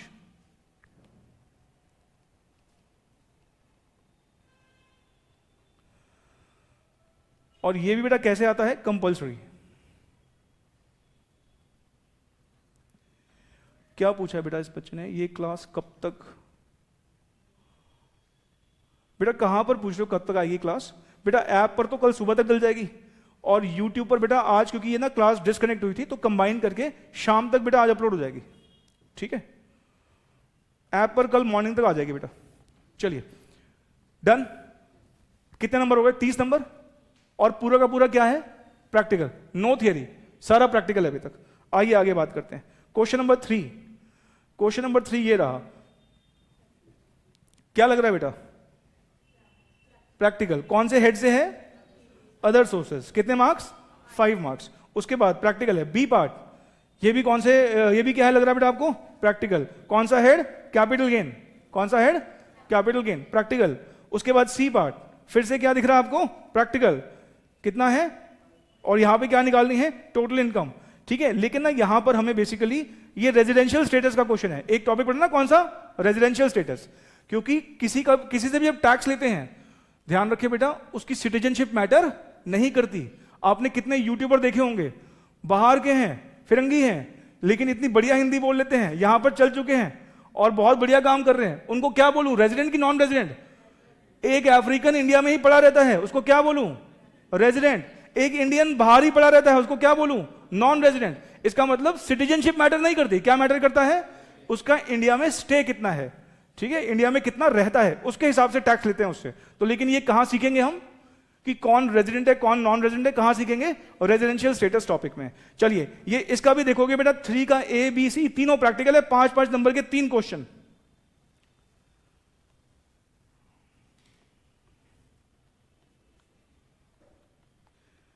प्रैक्टिकल, ये भी प्रैक्टिकल, ये भी प्रैक्टिकल। कितने कितने मार्क्स के आते हैं बेटा? 5 मार्क्स ईच। 45 नंबर का पूरा इनकम टैक्स बेटा अभी तक प्रैक्टिकल है। और आप पेपर को देख पा रहे हैं, ज्यादातर क्वेश्चन बेटा कहां से हैं? 5 हेड से। ज्यादातर क्वेश्चन कहां से हैं? 5 हेड से हैं। आइए क्वेश्चन नंबर 4। अब यहां बेटा आती है चॉइस। क्वेश्चन नंबर 4 में क्या आती है? चॉइस, इंटरनल चॉइस होती है। पहले 3 क्वेश्चन क्या होते हैं? कंपल्सरी। क्वेश्चन नंबर 4 में इंटरनल चॉइस आती है। देखो कैसे आ रही है। Question number 4, attempt all parts of either question number 4 और क्वेश्चन नंबर 4A। मतलब या तो क्वेश्चन नंबर 4 या क्वेश्चन नंबर 4A, दोनों में से कोई भी कर लो, ठीक है? अब देखो यहां पर एक जनरली क्या होता है इस क्वेश्चन नंबर 4 में, एक पार्ट में थियरी होती है और दूसरे पार्ट में प्रैक्टिकल होता है। जिसका प्रैक्टिकल स्ट्रांग है वो क्या कर ले? प्रैक्टिकल। जिसका थियरी स्ट्रांग है वो क्या कर ले? थियरी। पर कई बार थियरी दोनों ही पार्ट्स में नहीं होती है, अब बहुत कम होती है। कई बार ऐसा भी होता है, मतलब आपके ऊपर थियरी करने का कोई आपके पास स्कोप है ही नहीं। कई बार ऐसा भी होता है, पर वो डिपेंड करता है कि एग्जामिनर किस माइंडसेट से पेपर रेडी कर रहा है। बट चलो फिलहाल यहां पे देखते हैं। क्वेश्चन नंबर बेटा 4 देखें अगर हम, 5 मार्क्स का है। क्या लग रहा है आपको? थियरी क्वेश्चन है, प्रैक्टिकल क्वेश्चन है? थियरी क्वेश्चन है। ये भी क्या लग रहा है? Theory question. ये भी क्या लग रहा है? Theory question. इसका मतलब 3 क्वेश्चंस आए, तीनों कैसे आए? थियरी आए। तो हमें यहां पर अब क्वेश्चन नंबर 4 करना है या कौन सा क्वेश्चन करना है बेटा? 4A। Question number 4A, B और C, ये तीनों क्वेश्चन कैसे आए हैं बेटा? थियरी आए हैं। T means theory. और कितने कितने मार्क्स के हैं? 5 मार्क्स ईच, ठीक है? अच्छा, और क्वेश्चन नंबर 4A जो है, इसमें देखो ये क्या लग रहा है बेटा आपको? प्रैक्टिकल है, थियरी है? प्रैक्टिकल है। और कितने मार्क्स का है? 5 मार्क्स का। सेकंड पार्ट आ जाओ, कौन सा क्वेश्चन लग रहा है? नंबर्स दे रखे हैं तो समझ जाओ प्रैक्टिकल ही है। कौन सा है? Practical question. कितने? 5 मार्क्स। और थर्ड पार्ट भी अगर आप देखोगे तो यहां पर भी आपको रेजिडेंशियल स्टेटस निकालना, प्रैक्टिकल क्वेश्चन ही है। रेजिडेंशियल स्टेटस के 2 क्वेश्चन आ गए, ठीक है? अच्छा, ये भी कितने कितने मार्क्स के बेटा? 5 मार्क्स के हैं। और यहां पर 4A में फर्स्ट पार्ट, सेकेंड पार्ट और third part, practical practical practical. और कितने कितने मार्क्स? 5 मार्क्स ईच, ठीक है बेटा? कहने को 4 क्वेश्चन है पर 4 नहीं है। कितने क्वेश्चन से चेक करो। मैं मान लो क्वेश्चन नंबर 1 को एक सिंगल क्वेश्चन मान भी लूं, हालांकि क्वेश्चन नंबर 1 भी सिंगल क्वेश्चन नहीं था, उसमें भी कितने पार्ट थे? 5 पार्ट थे। लेकिन चलो मान लो मैं क्वेश्चन नंबर 1 को मान लेता हूं कि ये केस स्टडी बेस्ड क्वेश्चन है, उसके बाद भी कितने क्वेश्चन हैं? 3 इसमें, 3 इसमें और 3 इसमें, दोनों में से कोई भी करोगे 3 करने पड़ेंगे, तो कितने क्वेश्चन हो गए? 10 क्वेश्चन हो गए। और मैं अगर क्वेश्चन नंबर 1 को 5 क्वेश्चंस मानूं तो कितने हो जाएंगे? 14 क्वेश्चंस। तो कहने को है कि चलो ठीक है हमारे एग्जाम में 4 क्वेश्चन आते हैं, पर 4 नहीं है, ये एक्चुअली में 5-5 नंबर के कई सारे क्वेश्चंस हैं जो हमें करने होंगे एग्जाम में। प्रैक्टिकल और थियरी का एक बड़ा इंपॉर्टेंट सवाल रहता है बच्चों का, सर प्रैक्टिकल कितनी, थियरी कितनी? क्या लगता है आपको कितना प्रैक्टिकल? आपकी मर्जी है, आप अगर पूरा प्रैक्टिकल करना चाहें तो पूरा प्रैक्टिकल कर लो, 60 नंबर पूरा प्रैक्टिकल अटेंड हो सकता है। और अगर थियरी करना चाहते हो तो मैक्सिमम कितनी कर सकते हो? ओनली 15 मार्क्स, बाकी तो आपको प्रैक्टिकल करना ही पड़ेगा। ठीक है, जीएसटी को लेकर मैंने बहुत सारी बातें नहीं करी हैं, अभी बहुत कुछ डिस्कस नहीं किया है, बट स्टिल उसको देख लेते हैं कि क्वेश्चन पेपर का पैटर्न कैसा है। ये रहा बेटा पार्ट 2। पार्ट 2 क्या लग रहा है आपको? Practical, theory? प्रैक्टिकल। क्या लग रहा है? प्रैक्टिकल। कितने कितने मार्क्स के? 4 पार्ट हैं, 6, 4, 5, 5, 6, 4, 5, 5। ये भी अलग अलग चैप्टर से दिखेंगे आपको, ठीक है, कुछ अलग से, कुछ वहां से, कुछ वहां से, लेकिन कितने हैं बेटा? 4 पार्ट्स हैं। और कितने मार्क्स हैं टोटल? कितने हो जाएंगे? 6, 6, 4, 10, 5, 15 और 5, 20। इसका मतलब क्वेश्चन नंबर 6 कितने मार्क्स का आएगा? 20 मार्क्स का आएगा। अच्छा, अब उसके बाद देखोगे क्वेश्चन नंबर 6 बोल रहा हूं मैं। क्वेश्चन नंबर 5 कितने मार्क्स का आएगा? 4 तो हो गए इनकम टैक्स में, क्वेश्चन नंबर 5 किसका हो गया हमारा? जीएसटी का। और क्वेश्चन नंबर 5 में हमें यहां पर कितने मार्क्स के 4 पार्ट दिख रहे हैं? एक 6 मार्क का, 4, 5, 5। कभी कभी ये चारों 5-5 नंबर के होते हैं, कभी कभार एक को 8 का कर दिया, दूसरे को 2 का कर दिया और बाकी 2 को 5-5 कर दिया, ये बीच में मिक्सअप करता रहता है। लेकिन अल्टीमेटली ये कितने मार्क्स का क्वेश्चन है? 20 मार्क्स का क्वेश्चन है। क्या लग रहा है बेटा? प्रैक्टिकल है, थियरी है? प्रैक्टिकल है। इसका मतलब जीएसटी में भी क्या आता है? जीएसटी में भी प्रैक्टिकल आता है। तो क्वेश्चन नंबर 6 ये लिखिएगा बेटा पार्ट 2, यहां पे लिखो पार्ट 2, मैं 6 बोल रहा हूं बार बार, question number 5 sorry, part 2। Part 2 में 2 क्वेश्चन होंगे बेटा। पहला क्वेश्चन नंबर 5 प्रैक्टिकल जनरली आता है और कितने मार्क्स का होता है? 20 मार्क्स। और ये क्वेश्चन कंपल्सरी है कि ऑप्शनल है? कंपल्सरी है। और जो क्वेश्चन नंबर 6 है बेटा, इसमें इंटरनल चॉइस रहती है, क्वेश्चन नंबर 6 कर लो या क्वेश्चन नंबर 6A कर लो। क्वेश्चन नंबर 6 कर लो या क्वेश्चन नंबर 6A कर लो, इसमें इंटरनल चॉइस रहती है।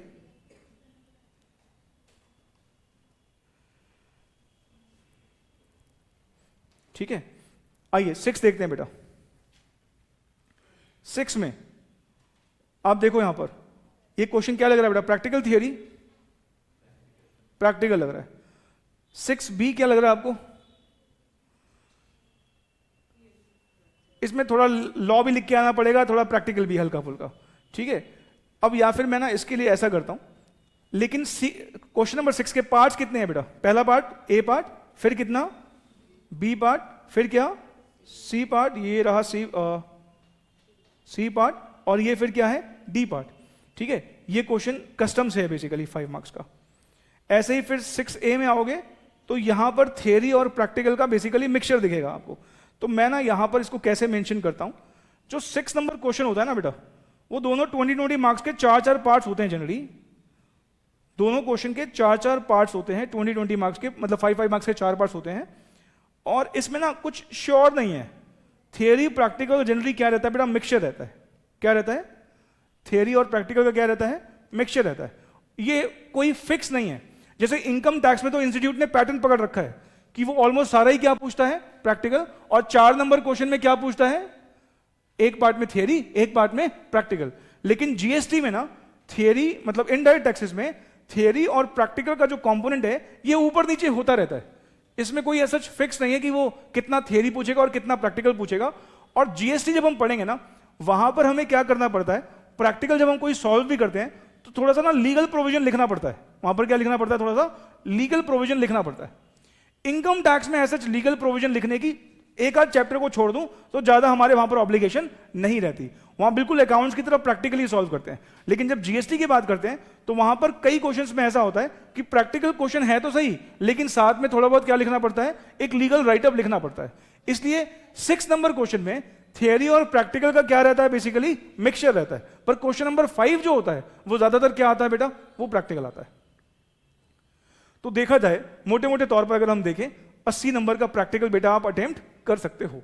टोटल पेपर हमारा 135 मार्क्स का होता है। कितने मार्क्स का होता है? 135 मार्क्स, जिसमें से कितना अटेम्प्ट करना पड़ता है? 100। इनकम टैक्स में आप देखो ना, क्वेश्चन नंबर 4 जो है 15 नंबर का है, इसका मतलब 15 नंबर की चॉइस वहां पर है, और जीएसटी में इनडायरेक्ट में कितने की चॉइस है? 20 नंबर की। तो टोटल कितने मार्क्स का पेपर है? 135 नंबर का, जिसमें से हमें कितना करना है? 100 नंबर। लेकिन इन 6 क्वेश्चंस में से कितने क्वेश्चंस कंपलसरी होते हैं? 4। इंटरनल चॉइस सिर्फ किसमें होती है? 2 क्वेश्चंस में, 4 और 6 में। अगर मैं आपसे पूछूं कि हमारा मैक्सिमम पेपर जो है वो कितने नंबर के क्वेश्चन से कॉन्स्टिट्यूट करता है, तो क्या बोलोगे आप? ज्यादातर क्वेश्चन आपको कौन से मार्क्स के कितने डिनोमिनेशन में मिले? 10 नंबर, 15 नंबर, 20 नंबर, 5 नंबर, किस में मिले? ज्यादातर पेपर कितने मार्क्स का है? 5 मार्क्स के क्वेश्चन कैरी करता है। इसका मतलब हमारी पूरी तैयारी जो होती है वो हमें क्वेश्चन किस तरह के तैयार करने हैं? 5 नंबर के। इवन जो केस स्टडीज बेस्ड क्वेश्चन है भी, क्वेश्चन नंबर 1 और क्वेश्चन नंबर 5, उसमें भी अगर आप देखोगे तो अलग अलग चैप्टर्स में से ही कंटेंट निकाल के मिक्स कर दिया। क्वेश्चन नंबर 1 और 5 बस टैक्स में खासकर, अकाउंट्स में फिर भी वो थोड़ा लेवल हैवी कर देता कई बार, लेकिन टैक्स में खासकर वो चाह के भी हैवी लेवल नहीं कर पाता। क्यों? क्योंकि वो जब बड़े सारे चैप्टर्स को जोड़ता है ना, कुछ सैलरी से उठा लिया, कुछ कैपिटल गेन से उठा लिया, तो बहुत ज्यादा हैवी क्वेश्चन नहीं बन पाता। पूरे उसको अगर ओवरऑल देखोगे तो हैवी लगेगा, लेकिन अगर आप उसमें से सिर्फ सैलरी की इंफॉर्मेशन को एक्सट्रैक्ट करोगे, आपको लगेगा नॉर्मली तो है, कुछ ज्यादा टिपिकल लगेगा ही नहीं आपको। ठीक है, तो ये है बेटा सारी कहानी। अब एक दो मैं जनरल बातें कर लेता हूं आपके साथ। अगली क्लास से बेटा आपको क्या करना है, रजिस्टर तो आपने ठीक से लगा लिए होंगे बेटा। कैलकुलेटर साथ में लेके आना। क्या लेके आओगे साथ में? वो नहीं मिस करना है, कैलकुलेटर चाहिए। अभी हम अपनी क्लास का ड्यूरेशन रखेंगे लगभग 3 घंटे के आसपास, और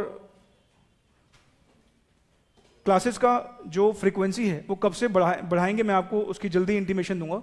जल्दी हो जाएगा वो, उसमें बहुत ज़्यादा वक्त नहीं लगाएंगे, जनवरी या फरवरी फर्स्ट वीक, लेकिन जल्दी कर लेंगे उससे। सिलेबस, एक बार सारी बातें बोलूँ मैं एक बार। सिलेबस कंप्लीशन की बेटा डेडलाइन जो रहेगी वो रहेगी 30 अप्रैल, 30 अप्रैल। बुक्स जो हैं आपको बेटा 2 मिलेंगी, पार्ट 1 जिसमें इनकम टैक्स होगा, और पार्ट 2 जिसमें इनडायरेक्ट टैक्सेस होंगे। 2 पार्ट्स मिलेंगे आपको। ये दोनों पार्ट्स बेटा आ जाएंगे अप्रॉक्सीमेटली, क्योंकि इस बार फाइनेंस एक्ट बदला है। अभी आपको ये नहीं पता कि फाइनेंस एक्ट क्या होता है, क्योंकि आपने अगर अभी रिसेंटली ज्वाइन किया है।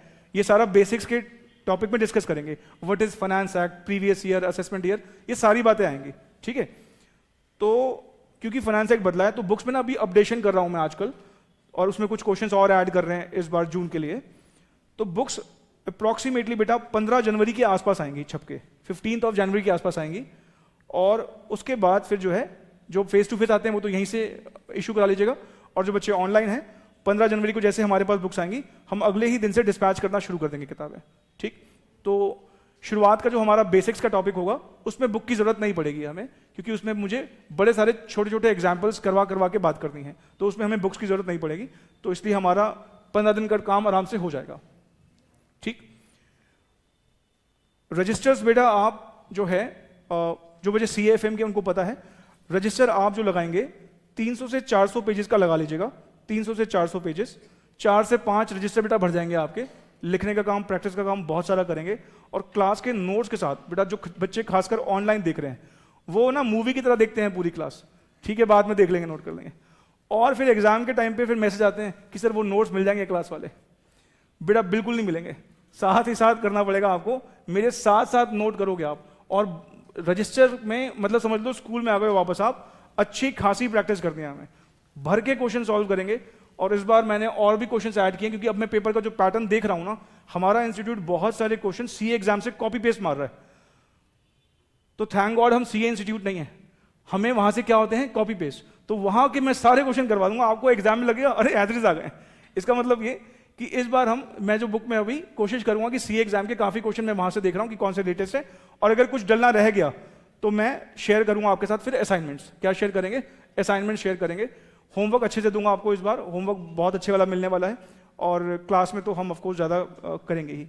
बाकी ना मुझे बड़ी सारी और भी बेसिक बातें करनी है, पर अब थक चुके हो गया आप, मैंने ब्रेक नहीं दिया है, वो मैं आने वाली क्लासेस में साथ साथ डिस्कस करता चलूंगा आपके साथ। और कोई बेटा किसी के सवाल हो, कुछ पूछना हो? बुक्स के बारे में मैंने आपको बता दिया। अच्छा, एक बच्चे ने पूछा कि सर क्लास की टाइमिंग, जनरली हमारी क्लास कब स्टार्ट होगी? आपकी जब लॉ की क्लास खत्म होगी, आधे घंटे का एक ब्रेक है लॉ और टैक्स की क्लास में, तो अगर क्लास आपकी 12 बजे खत्म होगी तो हम क्लास कितने बजे शुरू करेंगे? 12:30। और 11:15 खत्म होगी तो कब शुरू कर देंगे? 12:15। ठीक है, तो ये एक हमारा टाइम रहेगा क्लास स्टार्ट करने का। बाकी फिर बातें और करेंगे साथ साथ। मिल रहे हैं बेटा फिर परसों, ठीक है? एज यूजुअल जैसे मिल रहे हैं, परसों मिलते हैं फिर। कुछ किसी को पूछना हो तो बेटा मैं यहीं पे हूँ। चलिए फिर मिलते हैं बेटा नेक्स्ट क्लास में, ठीक है? Thank you so much.